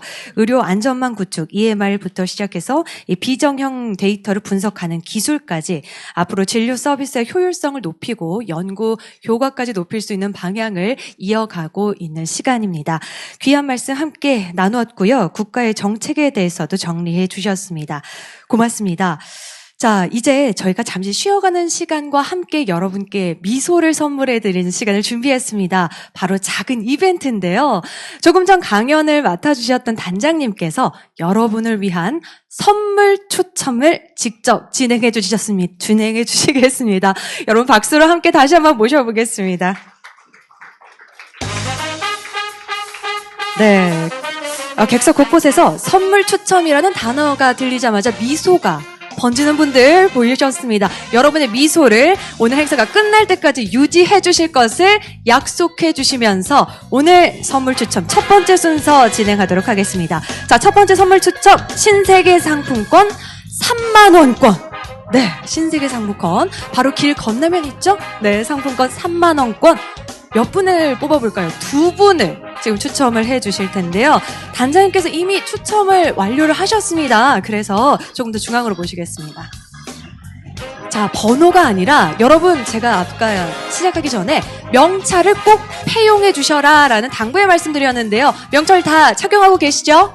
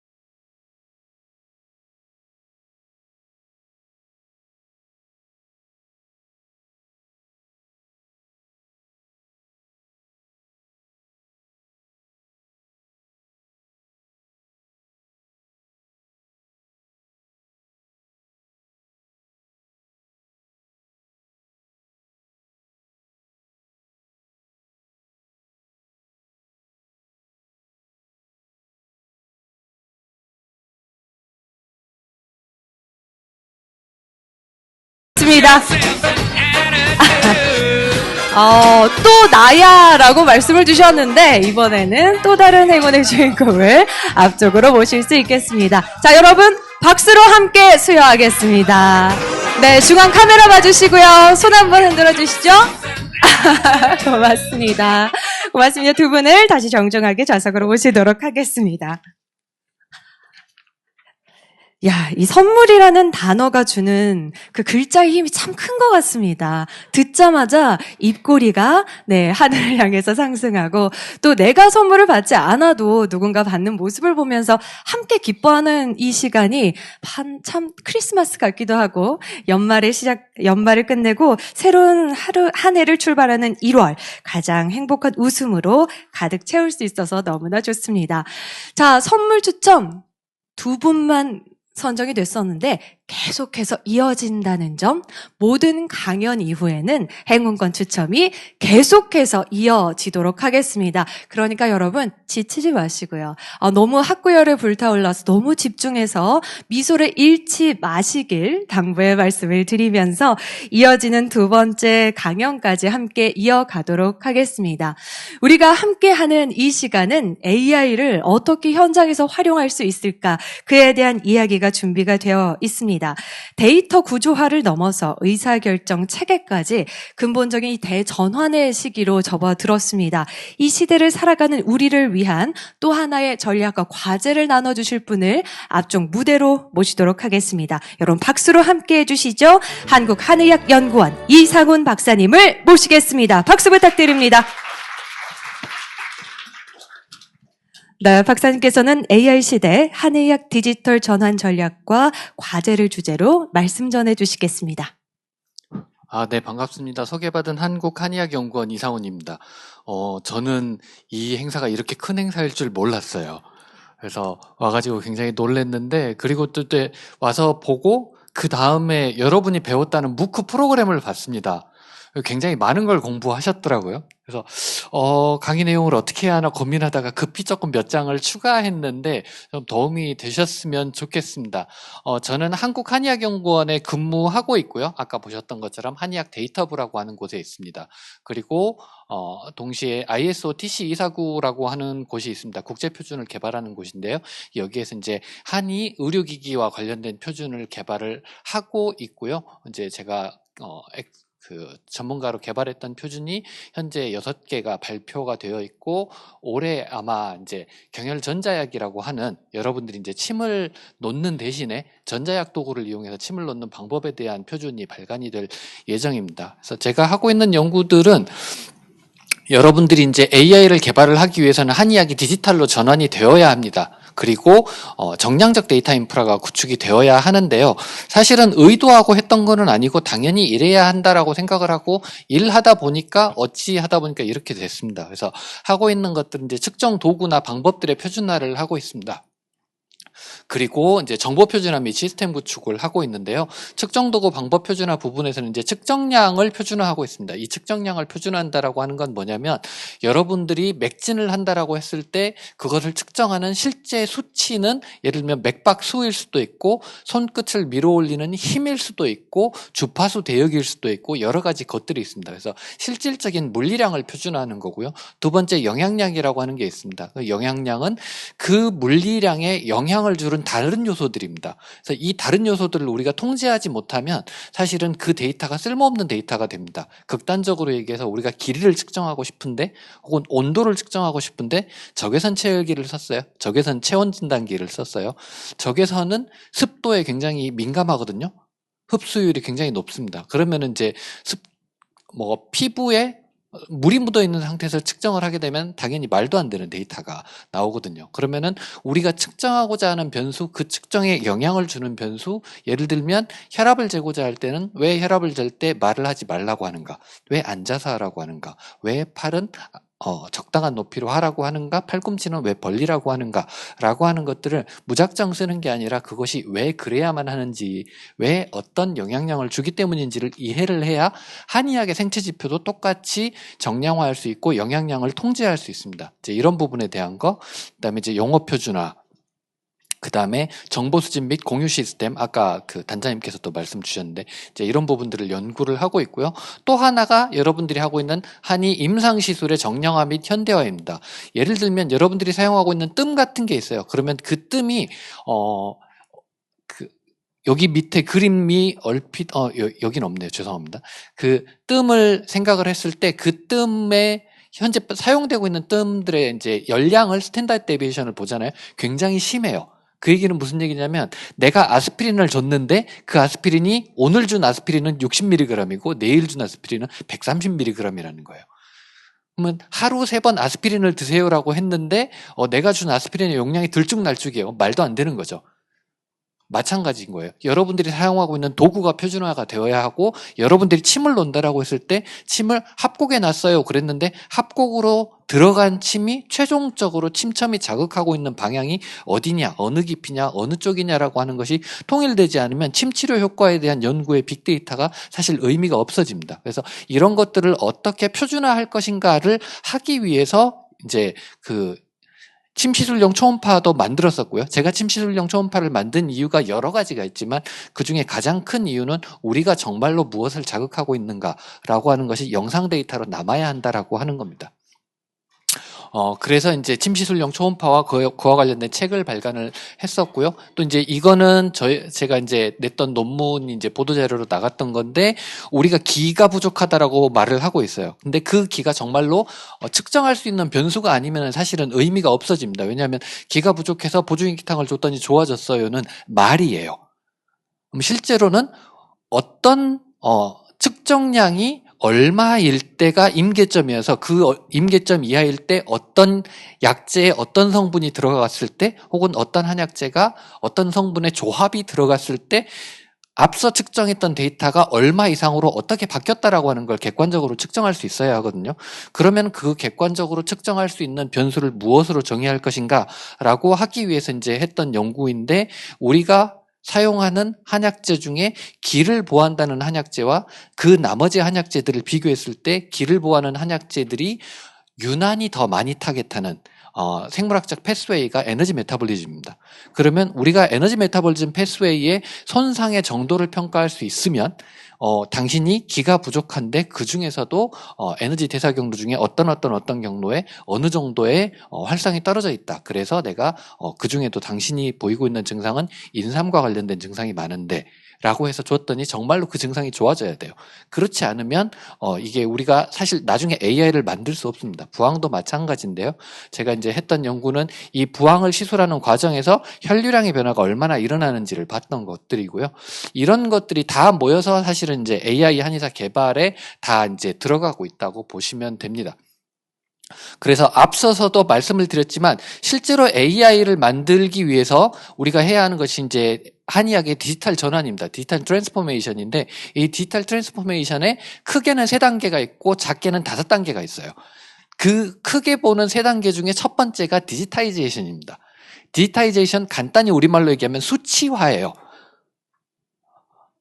면적, 얼굴이 붉다, 얼마나 숫자로 쓸 수 없으면 그건 데이터가 아닙니다. 그러면 그걸로는 AI를 못 만들어요. 나중에 또 한 번 더 말씀드릴 거예요. 그래서 그 가트너나 딜로이트 같은 세계적인 컨설팅 회사에서 최근에 계속 얘기하고 있는 게 Is your data AI ready입니다. 그래서 어떻게 당신의 산업 환경에서 나오는 데이터들이 AI 레디 데이터로 만들 수 있겠는가라고 하는 거예요. 예전에 꽤 된 데이터입니다. 이거 그러니까 알파고 때 나왔던 데이터인데 여전히 큰 차이는 없어요. 보건의료 분야의 직업의 자동화 대체 확률에서 일반의가 94%를 했습니다. 근데 그때 한의사가 0.1%였어요. 좋게 얘기하면 좋은 겁니다. AI 시대에 한의사는 대체되지 않으니까요. 노가다꾼처럼. 나쁘게 얘기하면 어떻게 되냐면요. 이건 다 아시죠? 넘어갈게요. 어째 AI들이 이제 의사를 능가했다 이런 뉴스 되게 많이 나오잖아요. 이거 다 넘어가시고. 근데 이제 그런 영역에도 차이가 있습니다. 병리학은요, AI가 이미 정말로 의사보다 나아요. 의사보다 그냥 나은 수준이 아니고요. 여기서 얘기하고 있는 논문에서 의사보다 낫다는 하버드 대학 의사보다 낫다, 존스 홉킨스 대학 의사보다 낫답니다. 일반 여러분 로컬이랑 비교하는 게 아니에요. 그래서 존스 홉킨스 대학 교수의 98% 92% 그러니까 8%는 틀린가 봐. 그렇게 생각하지 마세요. 여러분은 그들하고 비교하면 한참 떨어져요. 여러분들보다 무조건 낫다는 거예요. 근데 병리학은 그렇게 날아가고 있어요. 근데 똑같은 영상을 평가하는 영상의학은, 병리학은 AI 전혀 안 나오고 있습니다. 이유가 뭔지 아세요? 똑같은 영상 AI예요. 영상의학은요, 아날로그가 들어갈 구석이 하나도 없어요. 엑스레이 가서 체스트 피에 이렇게 찍는 순간 모든 게 끝납니다. 근데 병리학은 어때요? 티슈를 채취하는 순간부터 오류가 발생해요. 내가 갑상선 암인 것 같아서 갑상선 생검을 하는 순간부터 오류입니다. 잘 채취했다고 쳐요. 채취해서 슬라이드 글라스를 만드는 과정 중에도 아날로그 에러들이 들어가요. 그리고 제일 마지막으로요, 극단적으로 말해서 사실 병리학의 평가 도구가 표준화되어 있지 않아요. 똑같은 슬라이드 글라스 만든 영상을 가지고 삼성병원에서 평가받은 거 가지고 아주대 가잖아요. 평가가 달라요. 왜? 그들도 1대1로 전수했거든요. 그래서 우리와 같은 문제를 똑같이 겪고 있습니다. 병리학이. 아무튼 그래서 제일 중요한 건 뭐다? AI로 전환되고 싶으면 그 중간에 들어가는 아날로그 에러를 최대한 줄여야 된다는 겁니다. 앞서 아까 제가 그 한의사의 AI 대체 확률이 0.1%가 좋은 게 아니라고 말씀드렸잖아요. 그 이유 중에 하나가 AI의 트렌드가 이제는 세컨드 오피니언으로 가고 있어요. 무슨 얘기냐면 1년에 미국에서 오진으로 사망하는 오진의 문제를 겪는 사람들이 12밀리언입니다. 10%에서 20%는 심각한 오류가 있고요. 44%는 암종이 바뀝니다. 51%는 인터프리테이션에서 굉장한 차이가 나타나요. 그래서 잠시만요. 이야. 슬라이드 한 장이 빠진 것 같네요. 그래서 중요한 건 뭐냐면 AI가 세컨드 오피니언으로 들어왔을 때 진단의 정확도가 훨씬 더 올라갑니다. 사실 극단적으로는 AI 혼자 하는 게 더 낫다는 연구 결과도 있는데 일단 거기까지는 생각하지 말자고요. 중요한 건 뭐냐면 의사들은 AI의 도움을 적극적으로 받기 시작하고 있어요. 근데 한의는 AI가 안 나오고 있죠. 그러면 AI랑 같이 진료하는 의사한테 갈 거예요? AI 없이 그냥 그 사람이 말하는 것만 믿을 거예요? 둘 중에 어느 병원으로 가고 싶어요? 당연히 전자잖아요. 그러면 한의사도 최대한 빨리 AI로 전환할 수 있도록 한의학의 디지털 전환을 해야 되는 상황에 저희가 처해 있는 겁니다. 근데 중국이 지금 미국을 제외하고 거의 AI 2대 강국이잖아요. 중국에서 TCM AI가 굉장히 많이 나왔어요. 이미 굉장히 많이 나왔습니다. 2012년도부터 나왔었는데 이게 현실적으로는 상용화되고 있지 않아요. 앞서 사실 우리 본부장님께서도 말씀을 주셨는데 한약을 가지고 천연물 신약을 개발하고 있거나 그거에 감별을 하거나 변증을 하거나 이런 AI들이 굉장히 많이 나왔습니다. 근데 천연물 신약 만드는 쪽 말고요, 나머지들은 거의 사용되고 있지 않습니다. 그 이유가 뭐냐면 차트를 학습해서, 사실 여러분들이 배웠던 무크 컨텐츠에도 그 내용들이 있던데, 차트를 학습해서 만드는 특히나 텍스트 마이닝 AI들이 가지는 본질적인 문제가 있어요. 그거는 뭐냐면 환자의 실제 증상이 아닌 의사의 주관에 의해서 선택적으로 걸러진 것이 차트에 써진다는 겁니다. 여러분들 차팅할 때 이것저것 다 물어봐서 고지고대로 그걸 차트에 다 쓰세요? 아니죠. 딱 보는 순간 감이 오니까 그거를 톡톡톡 묻고 그것만 쓰죠. 그러면은 이게 어떻게 되냐면요, AI가 실제 환자의 생체 지표와 치료 약물과 치료 효과를 학습하는 게 아니라 의사의 주관적인 의식의 흐름에 따른 의사결정 과정을 학습하게 됩니다. 무슨 얘기인지 이해되세요?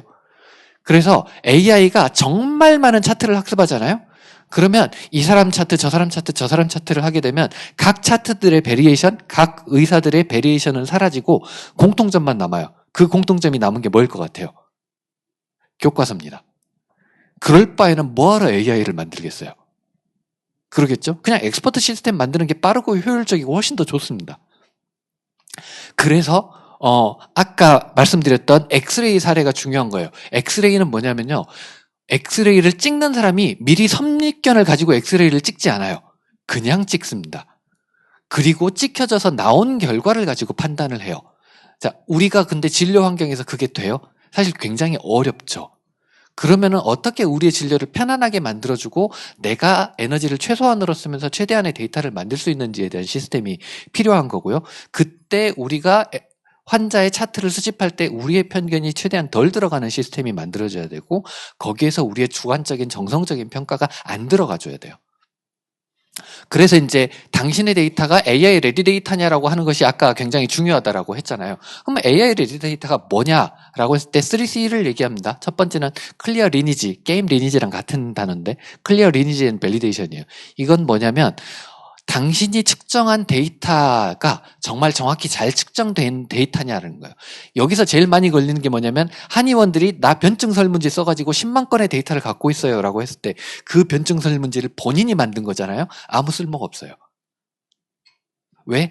앞서 얘기 드렸던 그 측정량에 대해서 정확하게 측정하고 있는 건지 내가 묻고 있는 질문이 하나의 변수를 묻고 있는지 복합적인 걸 다 묻고 있는지가 정의되어 있지 않습니다. 그래서 리니지라고 하는 건 뭐냐면 내가 길이를 쟀어요. 그 길이를 잰 거는 KS 표준 규격에 맞아야 되고요. 그 KS 표준 규격은 IS 표준 규격에 맞아야 돼요. 그래야 내가 잰 길이가 미국에서 잰 길이, 영국에서 잰 길이랑 같습니다. 내가 모집한 데이터가 옆 한의원에서 모집한 데이터랑 형식이 달라요. 묻는 게 달라요. 말이 조금만 달라도요. 실제 환자의 데이터는 전혀 다르게 들어옵니다. 그래서 이런 것들을 표준화하는 게 가장 중요하고요. 두 번째는 데이터 스트럭처입니다. 그리고 세 번째는 도큐멘테이션이 얼마나 잘 되어 있느냐예요. 이것이 구성되어 있지 않으면 AI 레디 데이터라고 할 수 없다. 그리고 이렇게 만들어진 데이터는 그 한의원 내에서는 쓸 수 있습니다. 근데 다른 한의원에 줄 수 없어요. 만약에 하고 싶다면 그 제자면 되겠죠. 그 제자가 나랑 똑같은 방식으로 한다면. 그런데 현실은 그렇게 되기는 어렵잖아요. 왜? 개인이 한 명이 아무리 데이터를 많이 모아봤자 죽을 때까지 해봤자 10,000명, 10,000건 안 됩니다. 10,000건으로 만든 AI 아무 쓸모 없어요. 그래서 예를 들면 그 예전에 나왔던 건데 미숙아의 데이터를 가지고 24시간 전에 호흡기 감염 여부를 알아냈던 데이터 그 AI가 있었어요. 만약에 이 AI를 만들 때요. 소스로 원본 데이터를 썼다. 시간에 따른 채널별 전압값이나 ECG라고 하면 심박률이면 시간에 따른 심박 간격. 그다음에 시간 남았죠. 시간에 따른 호흡률이나 산소 포화도의 원시 데이터를 그대로 썼다. 이건 AI 만들 수 있습니다. 근데 만약에 그것을 EMR에 기록된 의사의 검사 데이터로 PR 타임이 1000ms, 60bpm, 30, 96% 이렇게 가잖아요. AI 못 만들어요. 다음으로 가서 롱큐티 신드롬, 브레디카디아 못 만듭니다. 왜? 정보가 다 사라졌어요. 근데 우리 차트는 어떻게 해요? 다 이렇게 써져 있죠. 설처몽, 면황, 그 다음에 면백, 그 다음에 뭐라고요? 구갈심. 이건 데이터가 아니에요. 이미 로우 데이터는 다 사라졌습니다. AI 못 만들어요. 특히 또 우리가 물어보는 데이터는 더 심한 문제가 있습니다. 우리가 측정한 측정 결과가 그 자체가 아니라 그것에 대한 한의사의 주관적 판단이에요. 그래서 그리고 이제 또 하나가 있는데 문진을 했을 때 의사가 사용한 용어랑 환자가 사용한 용어 간에 불일치가 존재합니다. 소화 잘 되세요라고 물었을 때요. 환자가 네, 저 소화 엄청 잘 돼요. 조금 더 자세히 물어보잖아요. 어떻게 잘 되세요? 그러면 저는 돌아서기만 해도 배가 고파요. 그건 소화가 잘 되는 건가요? 아니죠. 우리가 묻고자 했던 건 그게 아니잖아요. 또 어떤 사람한테는 소화가 잘 되세요? 그러니까 네, 저는 한 번도 배탈이 난 적이 없어요. 각각 다른 걸 얘기하고 있습니다. 이렇게 물어보면 안 돼요. 그래서 문지는 굉장히 선명해야 합니다. 그 대답 아니고 다른 대답이 나올 수 없도록 설문지가 잘 짜여져야 해요. 그다음에 예를 들면 이제 설진 같은 경우가 있는데 저희 연구원에서 했던 건데요. 10개의 사진을 그러니까 2,000개의 사진을 10번 랜덤 5번 랜덤으로 뿌려서 한의사한테 평가해 보라고 했어요. 그랬더니 반복 측정 정확도가요. 0.6을 넘는 사람이 한 명밖에 없어요. 2명은 0.3대고요. 나머지가 0.4대 정도 됩니다. 그러면 여러분이 오늘 다몽설이라고 했는데 내일 그 환자 똑같이 와서 똑같이 혀 내밀잖아요. 다몽설이라고 여러분이 안 한다는 거예요. 아주 좋은 케이스로 이런 식으로 한 번에 한 사진에 대해서 5번 연속 똑같이 얘기하는 경우도 있지만 3번, 2번 얘기하는 경우도 있고요. 3번, 한 번, 한 번, 3번, 한 번, 한 번, 심지어는 2번, 한 번, 2번, 한 번, 이런 식으로 대답하는 사람도 있어요. 이거는 사실은 인간의 눈의 불완전성 때문에 그래요. 그래서 여러분이 눈으로 보고 평가해서 만든 데이터는 사실은 의미가 없다. 그리고 또 하나는 뭐냐면 실제로 우리의 감각은 아날로그적입니다. 근데 이걸 디스크리트한 밸류로 넣으라고 하니까 1번 카테고리 같은데 2번 카테고리 같은데 이제 이렇게 대답하는 문제가 생기는 거예요. 또 다른 문제는 뭐가 있냐면 레이블링이 각각 다 달라요. 본인이 생각하고 있는 다몽설이 다른 사람이 보는 다몽설이랑 다릅니다. 그래서 예를 들면 이분 같은 죄송해요. 이분 같은 경우는 6번이거든요. 나쁘지 않은 편이에요. 반복 정확도가. 근데 다른 사람이랑 전혀 다른 식으로 응답하고 있습니다. 이런 사람들을 걸러내야 돼요. 우리가 AI를 만들고 싶다라고 한다면. 걸러내지 않으면 거기서 만들어진 AI가 오류가 굉장히 심해집니다. 또 하나는 뭐냐면 각각의 한의사들이 본인들 스스로는 굉장한 자신감을 갖고 있어요. 나는 이거 4번 다 홍강설이라고 했어. 4번 다 홍설이라고 했어. 근데 다른 사람은 5번 다 다몽설이라고 얘기합니다. 어떤 사람은 4번 다 단백설이라고 얘기하고요. 이거는 스탠다드가 우리가 없기 때문이에요. 그래서 의료 데이터의 표준은 정말 중요합니다. 이 문제가 왜 나타나는지 아세요? 여러분들이 키스를 글로 배워서 그래요. 설진을 글로 배워서 그렇습니다. 실제 이미지로 배우고 실제 혀로 배우지 않아서 그래요. 또 하나 문제가 있습니다. 여러분들이 단백설이라고 하는 걸 평가할 때 여러분들은 혀의 어느 영역을 보고 단백설이라고 얘기하세요? 잘 모르겠죠. 사람마다 다르더라고요. 저희 지금 임상연구 이거 하고 있거든요. 그래서 최종적으로 저희 이제 나중에 가이드라인을 드릴 거예요. 이것 때문에 이제 진단학회랑도 얘기하고 있는데 중요한 거는 여러분들이 예전에 한의사들이 어쩔 수 없이 도구가 없어서 그렇게 했던 것 혹은 그때 환경에 적합하게 했던 것을 지금의 AI 시대에도 굳이 반복할 필요는 없습니다. 그래서 이분이 언어학 여러분 음성 AI를 만든 아버지라고 불리는 이제 프레드릭 젠킨스라고 하는 IBM의 엔지니어 분인데요. 이분이 음성 AI 만들 때 하다가 언어학 전문가가 한 명씩 해고될 때마다 성능이 올라가는 거예요. 그래서 인간의 문법을 버리고 통계 기반으로 만들었더니 AI가 훨씬 좋아지더라라고 하면서 에어플레인 does not flap their wings라고 했습니다. 비행기는 날개를 펄럭이지 않는다. 비행기는 비행기 방식의 방법이 필요하다라고 하는 거죠. 그래서 우리가 고전의 한의학으로 했던 방법론을 굳이 고집하지 않는 것이 필요하다. 이제는 어느 정도는 좀 바꿔갔으면 좋겠다라고 하는 거죠. 그래서 저희가 이제 국가참조표준을 만들고 있고요. 이렇게 이제 한의사들 간의 일치율이 높은 영상들을 따로 뽑아내서 이건 이제 교육 환경으로 저희가 보낼 생각입니다. 그래서 네이처에서도 헬스 데이터셋의 스탠다드가 굉장히 중요하다라고 얘기를 하고 있고요. 이제는 특히 이제 인공지능 관련해가지고 데이터 품질 중심으로 인공지능이 변화하고 있습니다. 이렇게 했을 때 훨씬 더 적은 양으로 많은 좋은 품질의 AI를 만들 수 있기 때문에요. 그래서 라벨러 불확도 평가와 레이블링 도구 불확도 평가, 불량 라벨러 탐지, 불완전 프로토콜을 다 탐지해야만 좋은 데이터가 만들어질 수 있고 그래야만 좋은 AI를 만드실 수가 있습니다. 이런 프로토콜이 없는 상태에서 무작정 여러분들이 차트를 가져다가 이걸로 나 AI 만들어봐야지 라고 하면 안 만들어져요. 만들어봤자 쓸모가 없습니다. 그래서 저희가 5개 한방병원에서 13,000명의 데이터를 가지고 표준 건강검진 데이터셋을 만들었고요. 이 데이터셋은 이 kmbig.kiom.rgmkr이라고 하는 웹사이트에 공개되어 있습니다. 그리고 여기에 사용했던 저희의 SOP랑 표준 프로토콜들이 다 공개가 되어 있어요. 이걸 저희가 공개하는 이유는 뭐냐면 이 SOP를 따라서 하시면 저희 건강인 빅데이터랑 비교하실 수가 있습니다. 그래서 세계 최초로 한의 생체지표에 대한 참조 데이터들이 지금 만들어졌고요. 요거는 조만간 저희가 퍼블리시할 예정입니다. 그래서 예를 들면은 남자와 여자의 설색이 달라요. 여자가 더 창백합니다. 그리고 나이를 먹어갈수록 설색도 바뀌고요. 타액량도 바뀌고 한열에 따라서도 달라져요. 그러면 이 성별에 대한 보정을 하지 않으면 여러분들은 여자를 한증으로 오인할 수가 있습니다. 똑같은 혀라고 할지라도. 그래서 이런 것들이 성별, 연령별, 체질별 보정이 필요하다라고 하는 것이고 노멀 디스트리뷰션에서 그 사람이 얼마의 범위에 있는지를 이제는 평가할 수 있습니다. 그동안은 여러분들이 골밀도를 측정하면 내 골밀도가 40대 성인 남자 대비 몇 %니까 좀 골밀도를 보강할 수 있는 비타민 D도 먹고 해야지라고 할 수 있었잖아요. 근데 그동안에 여러분이 맥을 재면 어땠어요? 한의사가 할머니 맥 같아요. 그러면 그런가 보다 해야 됐잖아요. 이제는 그렇게 안 하셔도 됩니다. 40대 여성의 평균 맥에서 하위 20%입니다라고 얘기해 줄 수 있어요. 그러면 환자도 훨씬 더 신뢰를 갖겠죠. 50%까지 가야 되겠구나. 그럼 어떻게 해야 되는데요? 라고 얘기할 수 있는 환경이 이제 되었다. 그러면 이제는 같은 프로토콜로 여러분들이 측정하시게 되면 그 프로토콜에서 나온 데이터랑 이 데이터를 같이 호환해서 비교하실 수가 있게 되고요. 그러면 그렇게 모인 데이터들은 아까 얘기 드렸던 것처럼 표준화가 되니까 내한이원에서 모인 데이터, 옆한이원에서 모인 데이터 모두 다 호환성을 가지게 되겠죠. 그래야 우리가 이제 빅데이터를 만들 수 있고 그때야 이제 AI의 지속 가능한 생태계를 만들 수가 있습니다.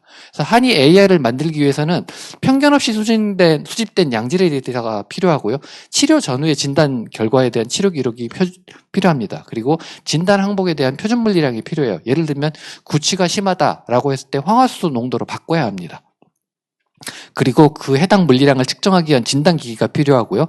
진단 행위에 대한 표준 프로토콜, 치료 도구의 표준화, 치료 자극량의 정량화들이 필요합니다. 그래서 저희가 이제 이런 것들을 지원하기 위한 AI 시스템을 만들고 있는데 이 중에 그냥 하나만 소개시켜 드릴게요.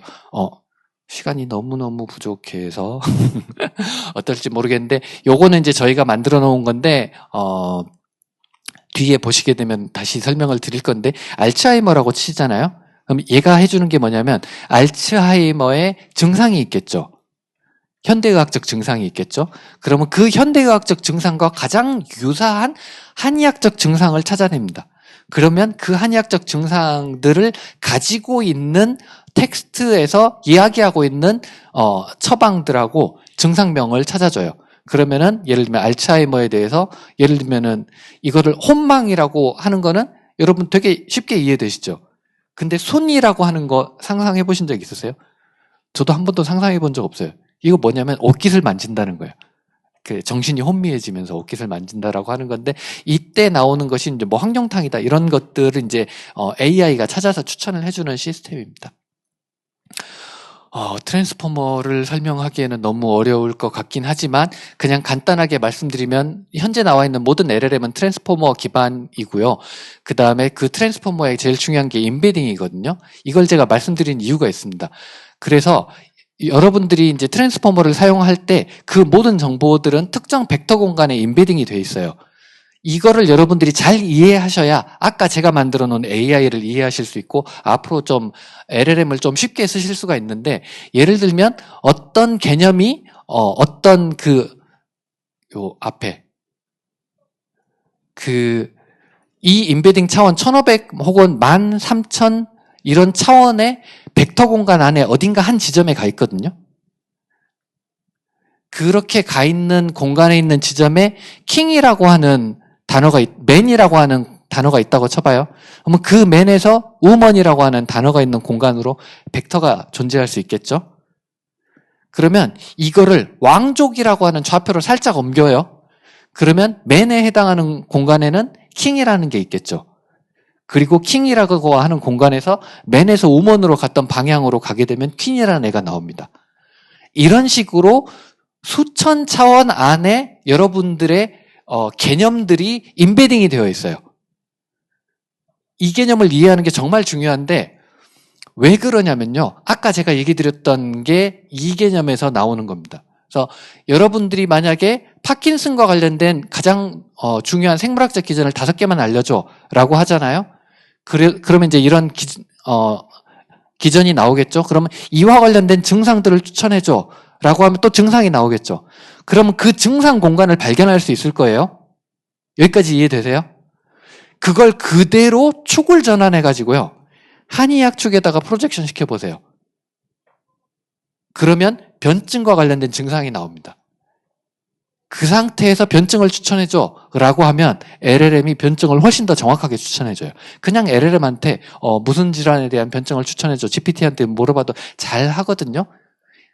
재작년 6월부터 급격하게 좋아졌어요. 누군가 TCM을 학습시킨 것 같은데 그럼에도 불구하고 이런 식으로 접근하시잖아요. 여러분들이 벡터DB의 특성을 이해하고 벡터DB의 좌표 변환이라고 하는 개념을 가지고 한 스텝 한 스텝 한 스텝 적용하잖아요. 훨씬 더 정확하게 대답을 해줍니다. 그래서 AI의 원리를 이해를 하시고 양방질환의 생물학적 기전을 이해하고 그걸 토큰화 시킨 다음에 증상 공간에 임베딩 되어 있는 거를 문맥 임베딩을 통해서 다시 유사한 한의 증상 벡터 공간으로 하고 거기에 대한 거를 가지고 변증을 다시 추천을 하잖아요. 훨씬 잘해요. 요것만 하나 이해하시면 되고, 이런 식으로 했을 때 예를 들면 담골두통을 가지고 예를 들면은 담골두통에 가장 가까운 게 한의학의 양방의 저기거든요. 편두통이거든요. 혹은 대두풍이 유행성 이하선염이랑 거의 같습니다. 근데 이거를 이해하려면 대두풍도 알아야 되고 유행성 이하선염도 잘 알아야 돼요. 그 다음에 이 양방 지식과 한방 지식을 자기 머릿속에서 매칭해야 되거든요. 굉장히 어렵잖아요. 근데 LLM은 되게 쉽게 해요. 본인이 가지고 있는 특징 때문에. 그래서 이런 부분들을 잘 이해하시면 됩니다. 그래서 AI 입장에서 변증이라고 하는 거는 최적의 투사 공간을 탐색하는 행위고요.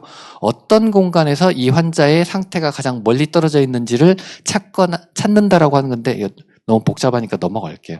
그래서 LLM의 벡터 엔비딩이나 샘플 로테이션이나 트랜스포머 기술이 한의 변증에서 하고 있는 증상군집 추출이나 유비 추론 과정이랑 굉장히 유사하기 때문에 이런 것들을 잘 활용하시면 AI들을 좀 더 잘 활용하실 수 있을 것 같다까지 하겠습니다. 혹시 시간이 다 되었나요?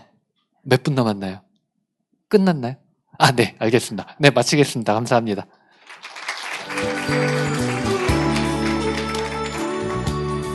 네, 박사님의 말씀을 듣다 보니까 시간이 흐르는 줄 몰랐습니다. 함께 그 깊이를 또 나누었고요. 이 텍스트 마이닝부터 시작해서 주관적인 판단을 보다 객관적인 표준화할 수 있는 그 중요성에 대해서 말씀 전해주셨습니다. 박사님의 손길에서 다시 한번 행운의 주인공을 만나보려고 하는데요. 행운권 추첨함이 등장하는 동안 혹시나 박사님께 질문을 주실 분 계실까요? 말씀을 듣고 보니까 이 부분에 대해서 좀 답변을 얻고 싶다 하셨던 부분 혹시 있으실까요? 네, 모두 100% 이해하셨다고 합니다. 그렇다면 다시 한번 행운의 주인공을 찾는 두 번째 추첨 시간으로 이어가 보도록 하겠습니다. BGM이 너무 상큼하고요. 자, 이번에는 단 한 분만을 뽑을 텐데요. 박사님, 이번에는 상품권의 크기가 좀 커졌어요. 얼마인지 한번 대신 읽어주실까요?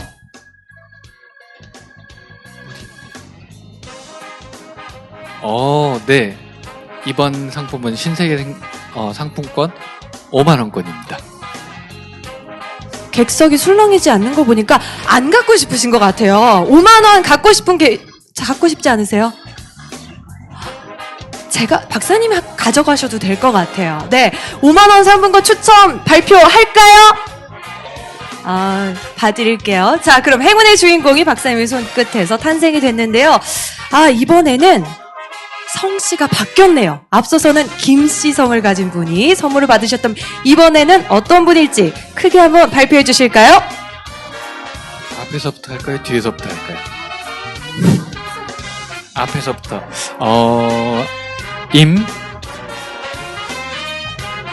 손 들어보세요. 한 명? 현채. 축하드립니다. 앞으로 모시겠습니다. 신세계 상품권 5만원권 단 한 장의 주인공이 탄생했습니다. 중앙에서 정중하게 수여하겠습니다. 박수 부탁드립니다. 손 한번 흔들어 주시고요. 시상식입니다. 네, 연초를 장식하는 시상식 함께 하셨습니다. 자, 객석으로 다시 한번 모시도록 하겠습니다. 중요한 강연을 또 맡아주셨던 이상훈 박사님께도 여러분 감사의 박수 함께 보내주시면 고맙겠습니다. 자, 우리가 살아가야 하는 데이터의 효용성과 그 방향성, 도구로서의 지표에 대해서 함께 말씀을 전해드렸습니다. 이렇게 저희 1부의 시간을 여기서 매짐하도록 하겠습니다. 현재 시간 4시 54분인데요. 지금부터 10분간 쉬는 시간을 갖고 다시 돌아오도록 하겠습니다. 저희는 10분 뒤 5시 5분에 시작하도록 하겠습니다. 5시 5분부터 강연 성과 발표 이어가도록 하겠습니다.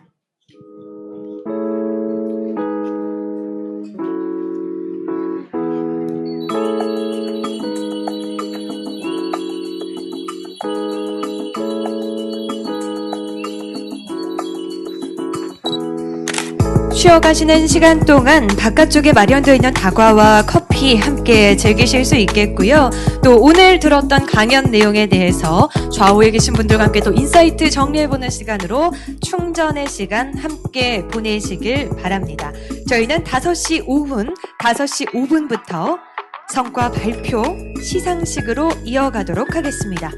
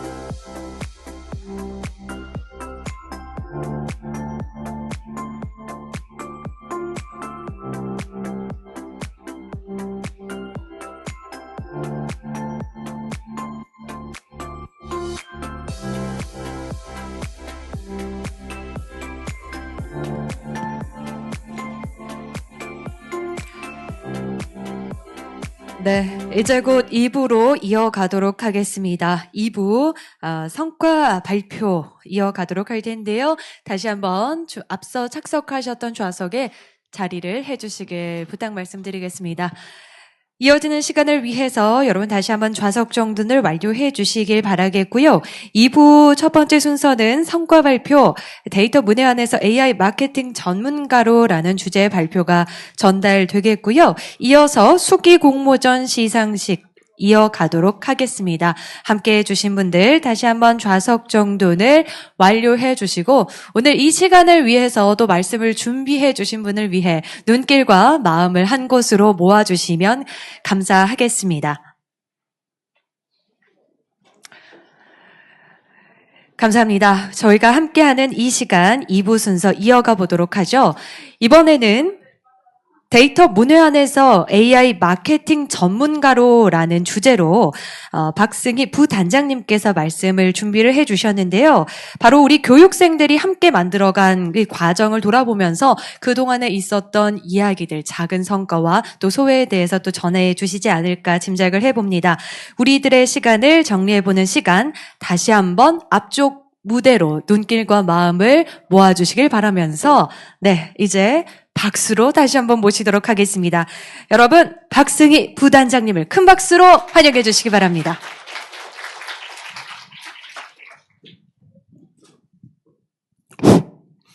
안녕하십니까. 바쁘신데 이렇게 참석 많이 해주셔서 감사드립니다. 자, 발표를 시작을 할 텐데요. 앞에 두 분이 아주 멋진 발표를 해주셨는데, 앞에 두 분이 발표하신 것과 저는 이제 결정적인 차이가 있습니다. 세 가지가 있는데, 혹시 제일 첫 번째 차이가 뭔지 직관적으로 말씀 주실 분 있으실까요? 굉장히 직관적입니다. 맞아요. 앞에 두 분은 날씬하고요. 뚱뚱한 사람이 한 번 올라왔습니다. 한의학이랑 한의약 쪽에 뭔가 제가 모르는 좋은 약이 있는 것 같은데 공유해 주시면 좋을 것 같고요. 저희 노종성 교수님도 되게 날씬하시고 뭔가 있는 것 같습니다. 자, 두 번째는 지금 앞에 두 분은 저희가 사업을 두 개를 합니다. AID 사업을 AID 묶음 강좌하고 AID 집중 캠프라고 사업을 감사하게도 동시에 두 개를 받았습니다. 그래서 동시에 진행을 했는데 두 분은 저희 묶음 강좌가 한의 데이터에 대한 내용입니다. 그래서 그쪽에 초점을 맞춰서 주로 한의학 데이터의 활용에 대한 말씀을 주셨다면 저는 이제 AID 집중 캠프 쪽에 대한 발표를 드립니다. 그래서 그 앞에 두 분은 AI를 통해서 조금 더 깊이 들어가는, 뎁스 있게 들어가는 내용을 주로 다뤄주셨다면 저는 오히려 반대로 대중적으로 AI를 통해서 활용하는, 올라오는 우리 좀 더 피부에 가깝게 다가오는 그런 내용들로 준비가 되겠습니다. 그렇게 되다 보니까 분야도 한의학에 이렇게 집중되기보다는 마케팅이라는 큰 틀 안에서 세 가지 산업 분야에서 저희가 활용 교육을 진행을 했던 부분에 초점을 맞추게 됩니다. 그래서 여러분들도 이 정도는 내가 쓸 수 있겠다라는 생각이 드실 수 있도록 소개를 드리도록 하겠습니다. 예, 먼저 추진 배경입니다. 잘 아시다시피 직관의 시대에서 데이터의 시대가 되었습니다. 마케팅은 기존에는 저희가 직관이라는 걸로 이렇게 이루어졌습니다. 그렇게 되다 보니까 감이라는 게 되게 중요했고요. 그렇게 되다 보니까 그 업계에서 오래 계신 분들의 말을 무조건 따르게 됩니다. 왜? 신입사원은 감이 없기 때문에 그렇죠. 그런 구조였는데 지금은 이게 직관이나 감에 의해서 하는 의사결정보다 데이터에 의해서 이루어지는 의사결정이 훨씬 더 성공률이 높다, 타겟 측중률이 높다라는 게 많이 밝혀지고 있고 입증이 되어가고 있습니다. 그렇게 되다 보니까 당연히 마케팅 씬에서도 데이터 기반한 마케팅이 베이스가 되고 있습니다. 특히나 디지털 마케팅에서는 이 부분이 더욱 강력하게 작용하고 있습니다. 자, 마케팅이라는 분야는 기본적으로 얼마나 수익을 더 많이 올릴 수 있겠느냐에 대한 물음에서 답을 찾아가는 과정이라고 할 수 있습니다. 그렇다면은 과연 돈은 어디서 벌리느냐? 아주 단순합니다. 사람이 모이는 데서 돈이 벌리게 됩니다. 그래서 우리가 봤을 때 사거리에 있는 가게보다 그거보다 10m 뒤쪽으로 빠져있는 골목이 훨씬 보증금이 싼 이유도 같은 이유라고 할 수 있겠습니다. 그렇게 되다 보니까 당연히 마케팅 매체에 대해서도 디지털 마케팅 매체는 굉장히 급속도로 비중이 늘어나는 반면에 레거시 미디어는 줄어들고 있습니다. 이렇게 시장은 이미 디지털 베이스로 변했는데 우리의 방식은 아직까지도 많이 멈춰져 있는 것이 사실입니다. 특히나 소상공인 같은 경우에는 더더욱 그렇습니다. 홍보비를 쓰긴 쓰는데 이게 효과가 있는지도 측정이 안 되고요. 그걸 측정할 수 있는 데이터가 있다는데 데이터를 어떻게 보는지를 전혀 모르고 있습니다. 이런 상황에서는 점점 더 경쟁력이 떨어질 수밖에 없는 구조다라는 부분을 알고 있어야 됩니다. 그 해답으로 저희가 제시를 하고 있고 이미 시장에서 이루어지고 있는 내용들이 데이터 드리븐 마케팅이라는 분야입니다. 이 데이터 드리븐 마케팅을 해야 되는데 데이터라면은 일단 그것부터 다들 내시죠. 왜? 데이터를 볼 줄도 모르고 만질 줄도 모르기 때문에 그렇습니다. 이게 불과 한 2년 전에는 우리 여기 앉아 있는 대부분의 사람들이 직면한 현실이었습니다. 특히나 소상공인의 많은 그 포션을 차지하고 있는 40, 50대 중장년층에게는 굉장히 공포스러운 문제입니다. 자, 그렇다면 왜 우리가 데이터를 마케팅에서 활용해야 되느냐를 알아봐야 되는데요. 보시다시피 이게 바로 데이터가 어떻게 활용이 되느냐에 대한 단계에 대한 부분입니다. 맨 밑에는 데이터고요. 데이터는 그냥 다른 것이 아닙니다. 정보의 나열입니다. 구배 고객의 이름, 나이 이런 것들이 아무런 어떤 의미가 부여되지 않은 대나열만 되어 있는 것이 바로 데이터고요. 이 데이터들에서 어떤 요일별 매출 추이라든지 인기 정보라든지 어떤 패턴이 발견이 되게 되면은 이게 바로 정보가 됩니다. 그리고 이 정보에 기존에 알고 있던 도메인 날리지가 융합이 되고 그것들에 의해서 어떤 의사결정, 그러니까 위즈덤, 지혜라고 합니다. 비 오는 날 막걸리 쿠폰을 발생하는 프로모션을 해야 되겠다라는 어떤 지혜가 발생이 되게 될 때 우리는 이 데이터 드리븐 마케팅을 성공했다라고 이해를 할 수가 있는데요. 결국 데이터 드리븐 마케팅의 목적은 단순하게 나열된 데이터에서 정보를 얻고 정보에서 날리지와 융합돼서 지혜를 얻는 그 과정을 진행하는 것이다 라고 이해를 하시면 되겠습니다. 자, 그러면 이거를 하려면 데이터를 만질 줄 알아야 되는데 만지기가 굉장히 어렵습니다. 그래서 파이썬이라는 코딩 언어도 배우고 여러 가지를 하는데 거의 배우기가 쉽지가 않습니다. 근데 그거에 대한 아주 좋은 툴로 나온 것이 작년부터 갑자기 잘 되기 시작한 바이브 코딩이라는 겁니다.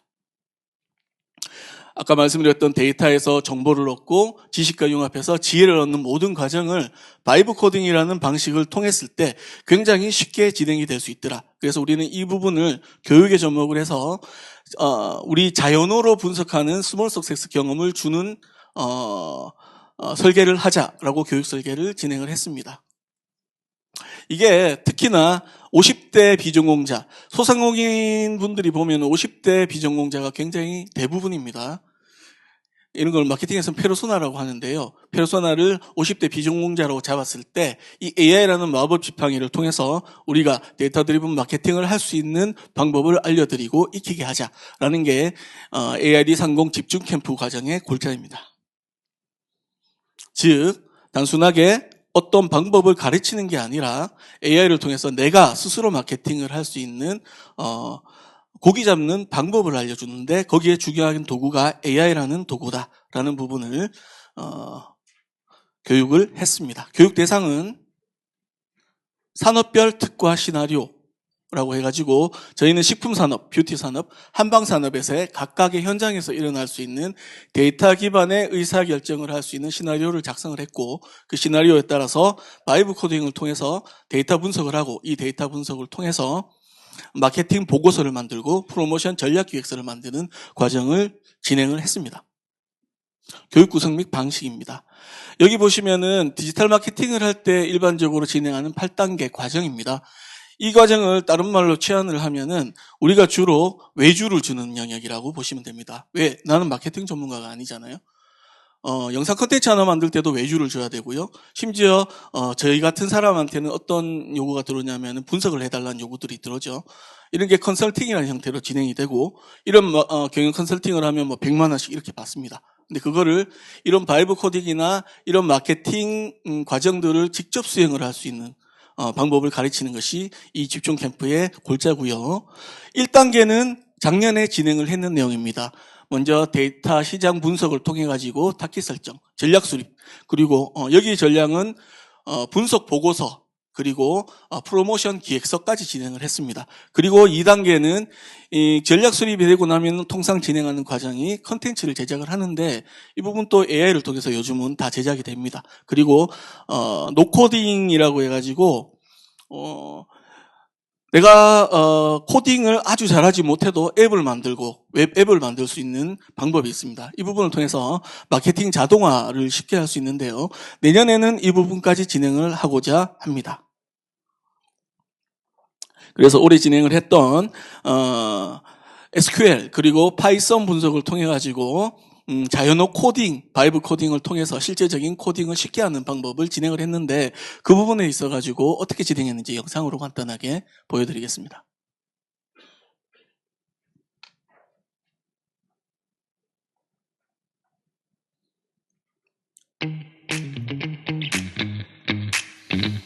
이렇게 기본적인 데이터가 있죠.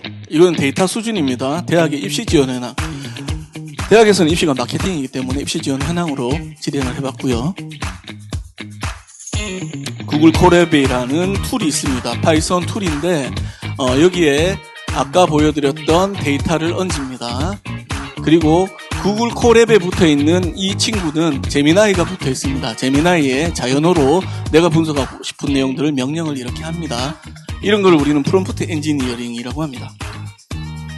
이를 통해서 내가 자연어로 프롬프트 엔지니어링을 하면 이 제미나이라는 친구가 이거를 코딩 언어, 파이썬이라는 코딩 언어로 번역을 해서 콜앱이라는 파이썬 분석 툴에 명령을 합니다. 그러면 이 친구가 그러니까 분석할 수 있는 파이썬으로 분석할 수 있는 툴을 가져오고요. 그런 식으로 분석을 진행을 해줍니다. 예전에는 재작년까지만 해도 이걸 하려면 저희가 파이썬이라는 코드를 몇백만 원씩 주고 몇 달을 배워야 했었습니다. 저희 회장님도 지금 이 부분 배우고 계신데 굉장히 힘들어 하십니다. 그거를 이렇게 제미나이를 통해서 자연어로 다 진행할 수 있다. 시각화 이론 분석도 쉽고요. 심지어 논문 통계에 관한 내용들도 다 수행이 됩니다. 여러분들 논문을 좀 고도화해서 작업을 하시는 분들은 파이썬이나 R 이런 부분을 사용을 하시는데 여기서 자연어로 다 명령을 하실 수 있습니다.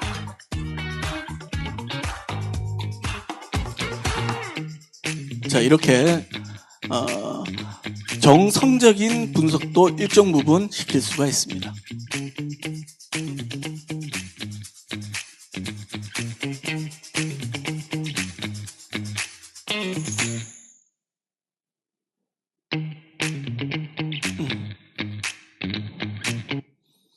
아니, 좀 빨리 감아달라는 거예요. 뒤로 조금 보내주시면 자, 저렇게 분석들이 아까까지 좀 보내주시겠어요? 예, 이렇게 해서 뒤에는 어떤 내용들이 있냐면 그렇게 해서 분석 결과들이 나오게 되면 분석 결과 데이터들을 다 파일로 받아서 다시 제미나이한테 주고 이 부분을 분석한 종합 결과 보고서를 뽑아달라고 하면 마케팅 결과 보고서가 나옵니다. 그 결과 보고서는 우리가 일반적으로 보는 정량 분석 보고서라고 얘기를 하고요. 마케팅에서는 제미나이에는 또 다른 기능이 있는 게 제미나이나 GPT도 마찬가지입니다. 딥리서치라는 기능이 있습니다. 그 부분은 우리가 시장 조사라든지 정성적 마케팅 분석을 하기에 굉장히 용이합니다. 어차피 정성적인 분석을 할 때 우리도 리서치를 하거든요. 그래서 그런 부분이 두 개를 합쳐서 이 부분을 통해서 내가 수행할 수 있는 마케팅 전략을 도출해 돌라고 하면은 그 전략까지 다 도출을 해줍니다. 근데 그 수준은 당연히 검증은 필요합니다만 굉장히 의외로 높습니다. 그래서 이런 부분을 통해서 일반적인 소상공인들도 제가 100만 원씩 200만 원씩 각 받으면서 수행하는 마케팅 컨설팅을 직접 수행할 수 있다라는 게 골자입니다. 뒤에 되게 영상을 멋지게 만들었었는데 못 보여드리네요. 예, 이런 내용입니다. 보시면 바이브 코딩과 딥리서치를 통해서 정성 정량 분석이 모두 이루어지고 종합적인 분석 결과 보고서가 나온다라는 부분입니다. 이 결과 보고서를 통해서 프로모션 실행 계획서까지 도출하는 게 저희가 집중 캠프에서 수행한 내용들이다라고 보시면 되겠습니다. 네. 그리고 추가적으로 저희는 1대1 밀착 멘토링을 했습니다. 되게 쉽게 설계를 했습니다만은 참여하시는 분들은 코딩 자체를 어려워하시기 때문에 저희 학생 2명을 붙여가지고 저렇게 밀착 멘토링을 했고요. 이 과정을 수행한 분들은 디지털 배치를 통해 가지고 학습 동기를 고양을 했습니다. 저희가 운영 성과입니다. 저희가 240명을 하겠다라고 교육부에 약속을 하고 시작한 사업인데 329명이 지원을 했고 268명이 이수를 했습니다. 그리고 만족도도 4.68로 굉장히 높습니다. 이렇게 되다 보니까 교육부에서 우리 교육을 우수 사례로 보고 이거는 저희 대학이 신문기사를 낸 게 아니고요. 교육부에서 신문기사를 우리 대학을 내겠다고 협조 요청을 해서 저희가 특별하게 교육부 부탁이니까 들어준 케이스입니다. 저기 노란 옷 입은 사람이 접니다. 자, 이런 성과들은 이렇게 보여지는 정량적인 몇 명을 했다 이런 것도 있지만 정성적으로 저희가 확인할 수 있는 기회가 있었습니다. 교육부에서 교육생들에 대해서 활용 수기 공모를 했을 때 저희는 이제 2명이 냈습니다. 그 중에 만나전 가든의 이주화 대표라는 분이 최우수상을 받았습니다. 사진에 있는 분은 아니고요. 저분은 초상권 때문에 제가 AI로 만든 분입니다. 그래서 영천에 있는 염소탕을 운영을 하시는데 우리가 데이터를 들으면 도대체 어디서 구하느냐 나는 없다라고 생각하실 수 있지만 가게를 하시는 분들은 어느 분이든 어느 가게든 포스 데이터라는 걸 쓰십니다. 포스 데이터는 그 안에 있는 데이터들을 다 다운로드 받을 수 있습니다. 그거 가지고 돌리면은 내 가게의 매출 데이터에 대한 분석이 충분히 가능하시거든요. 그 부분을 이분이 직접 수행을 해봤다. 그리고 이거를 수기 공모를 올렸던 내용입니다. 그렇게 봤었을 때 다양한 인사이트를 얻을 수 있었고요. 그 인사이트를 가지고 이러한 추가적인 지혜에 해당하는 전략들을 뽑아내셨습니다. 그래서 비수기, 그러니까 겨울이 좀 매출이 안 좋고 금요일이 취약한데 이때 따뜻한 겨울 보양에 대한 금요일 타켓 프로모션을 하면 좋겠다. 그리고 염소탕이 제일 많이 팔립니다. 제일 많이 팔리는 안정적인 수익이 있는 메뉴가 있기 때문에 그 메뉴에 붙여서 세트 메뉴를 개발하면 객단가를 높일 수 있는 전략이 되겠다.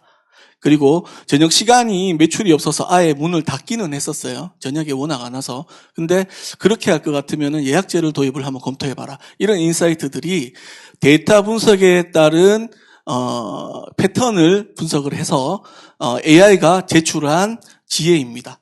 대안입니다. 꽤 그럴듯하다라고 저는 보고 있습니다. 또 한 분은 그 아로마 테라피 일을 하시는 분인데 이 스토어를 하시는데 이분한테는 사실 이분은 앱을 만들었어요. 근데 사실 저희가 작년 단계에서는 앱을 만들까 진행을 안 했는데 내년에 이런 부분들을 하겠다라고 살짝 아까 로코드 툴로 앱을 만드는 걸 살짝 보여드렸거든요. 그분이 그걸 보고 자기가 집에 가서 2주 만에 만든 앱입니다. 이런 걸 우리는 전문용어로 청출어람이라고 하는데요. 이분이 아로마샵에서 좀 문제점, 마케팅에서는 페인포인트라고 합니다. 어떤 어려움이 있었느냐. 대기 고객들이 문의가 계속 온대요. 상담을 하고 이 어떤 실질적으로 판매를 해야 되는데 문의가 너무 많이 와서 그 시간 때문에 실질적으로 매출을 일으키는 행위에 집중할 수 없었다라는 페인포인트에 착안을 해서 대기하는 고객들 또는 외부에 있는 고객들이 기다리는 기간 동안 이 앱을 통해 가지고 자가 진단을 할 수 있는 앱을 만드신 거예요. 여기서 중요한 부분은 이분이 이게 가능했던 부분은 아까 앞에 교수님들 단장님과 발표자분께서도 말씀을 주셨지만 이분은 이 도메인, 그러니까 아로마 테라피라는 산업의 도메인에 대한 데이터들을 자기가 가지고 있었던 겁니다. 그 데이터가 없으면 이게 못 만들어지거든요. 그렇기 때문에 만들어진 겁니다. 이렇듯 자기 산업 도메인에서 일정 부분의 경력을 가지신 분들은 데이터들은 다 어느 정도 가지고 있다라고 볼 수도 있습니다. 다만 그걸 만들 수 있는 툴을 사용할 수 없었던 것인데 이렇게 툴들이 씌워지다 보니까 쉽게 이런 앱들을 만들 수가 있었던 겁니다. 그래서 지금은 대기실에 이런 QR코드를 놓고 이분들이 기다리는 동안 QR코드로 자기 문진을 다 합니다. 만약에 한의원이라고 한다면 문진들을 아마 하실 텐데 그 문진들을 대기실에서 저런 앱으로 먼저 한다면은 이 문진에 들어가는 시간 굉장히 세이브 하실 수 있을 겁니다. 이런 부분들이 바로 우리가 쉽게 배운 AI 툴로 실제적인 산업 현장에서 활용한 좋은 사례다라고 볼 수 있겠습니다. 향후 계획입니다. 저희가 2026년에는 이 AI 마케팅이 총 8단계라고 봤을 때 5, 6, 7, 8 단계까지 완성을 해서 일부는 1, 2, 3, 4단계를 교육을 하고 일부는 5, 6, 7, 8단계를 수행을 하는 형태로 설계를 합니다. 그래서 지금은 1단계만 저희가 분석까지만 진행을 했기 때문에 실질적으로 이걸 마케팅에 어떻게 쓰느냐까지는 아직 안 들어가서 다리가 끊겨져 있는데 6년도 때 올해 이 부분까지 진행을 할 예정입니다. 핵심적으로 가르칠 내용은, 추가할 내용은 데이터 분석을 했으면 이제 이 AI로 이 데이터 분석에 따른 마케팅 전략을 수행할 수 있는 마케팅 메시지인 컨텐츠를 AI로 쉽게 만드는 법을 가르쳐 드릴 예정이고요. 그리고 마케팅 자동화, 아까 앞에서 보여드렸던 앱 사례처럼 마케팅 자동화할 수 있는 내용을 중심으로 해서 2단계 교육까지 완성을 할 예정으로 되어 있습니다. 네, 이상 발표를 마치겠습니다. 감사합니다.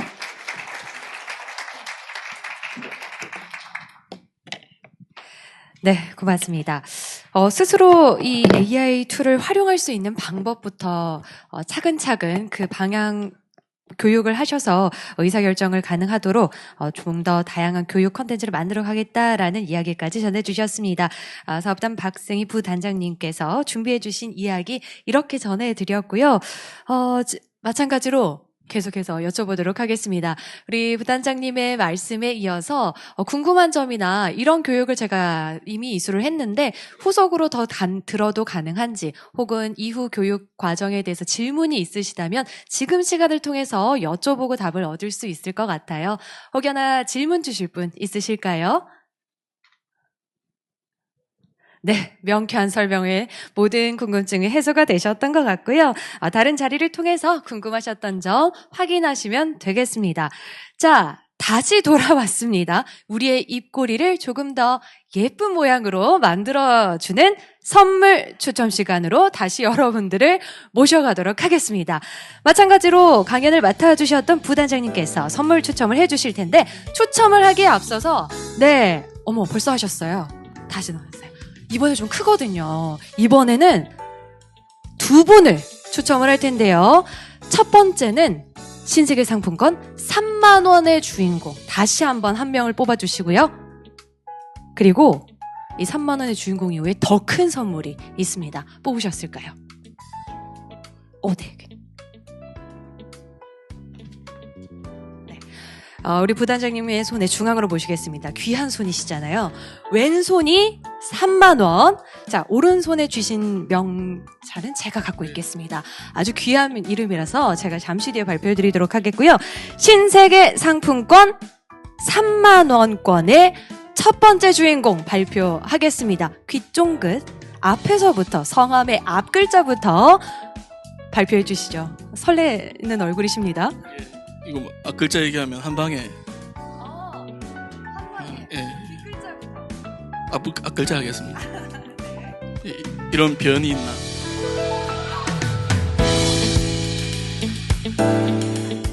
또 있나요? 변수경 씨. 혹여 평소에도 이렇게 부르셨던 건 아닌지요? 네, 정중하게 멋진 모습으로 수여해 주셨습니다. 여러분 박수 부탁드립니다. 네, 사진 촬영 2분 함께 사진 촬영하실까요? 카메라 봐주시고요. 네.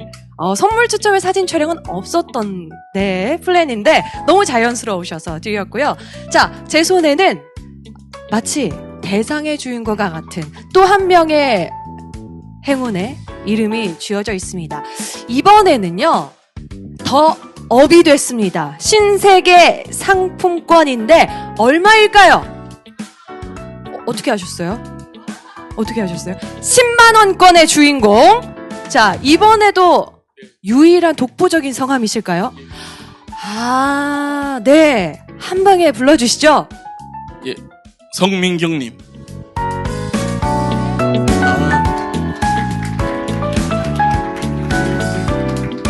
네, 중앙으로 모시겠습니다. 네, 여러분 박수 부탁드리고요. 네, 함께 인사드리고 아래쪽으로 모시겠습니다. 네, 고맙습니다. 어떻게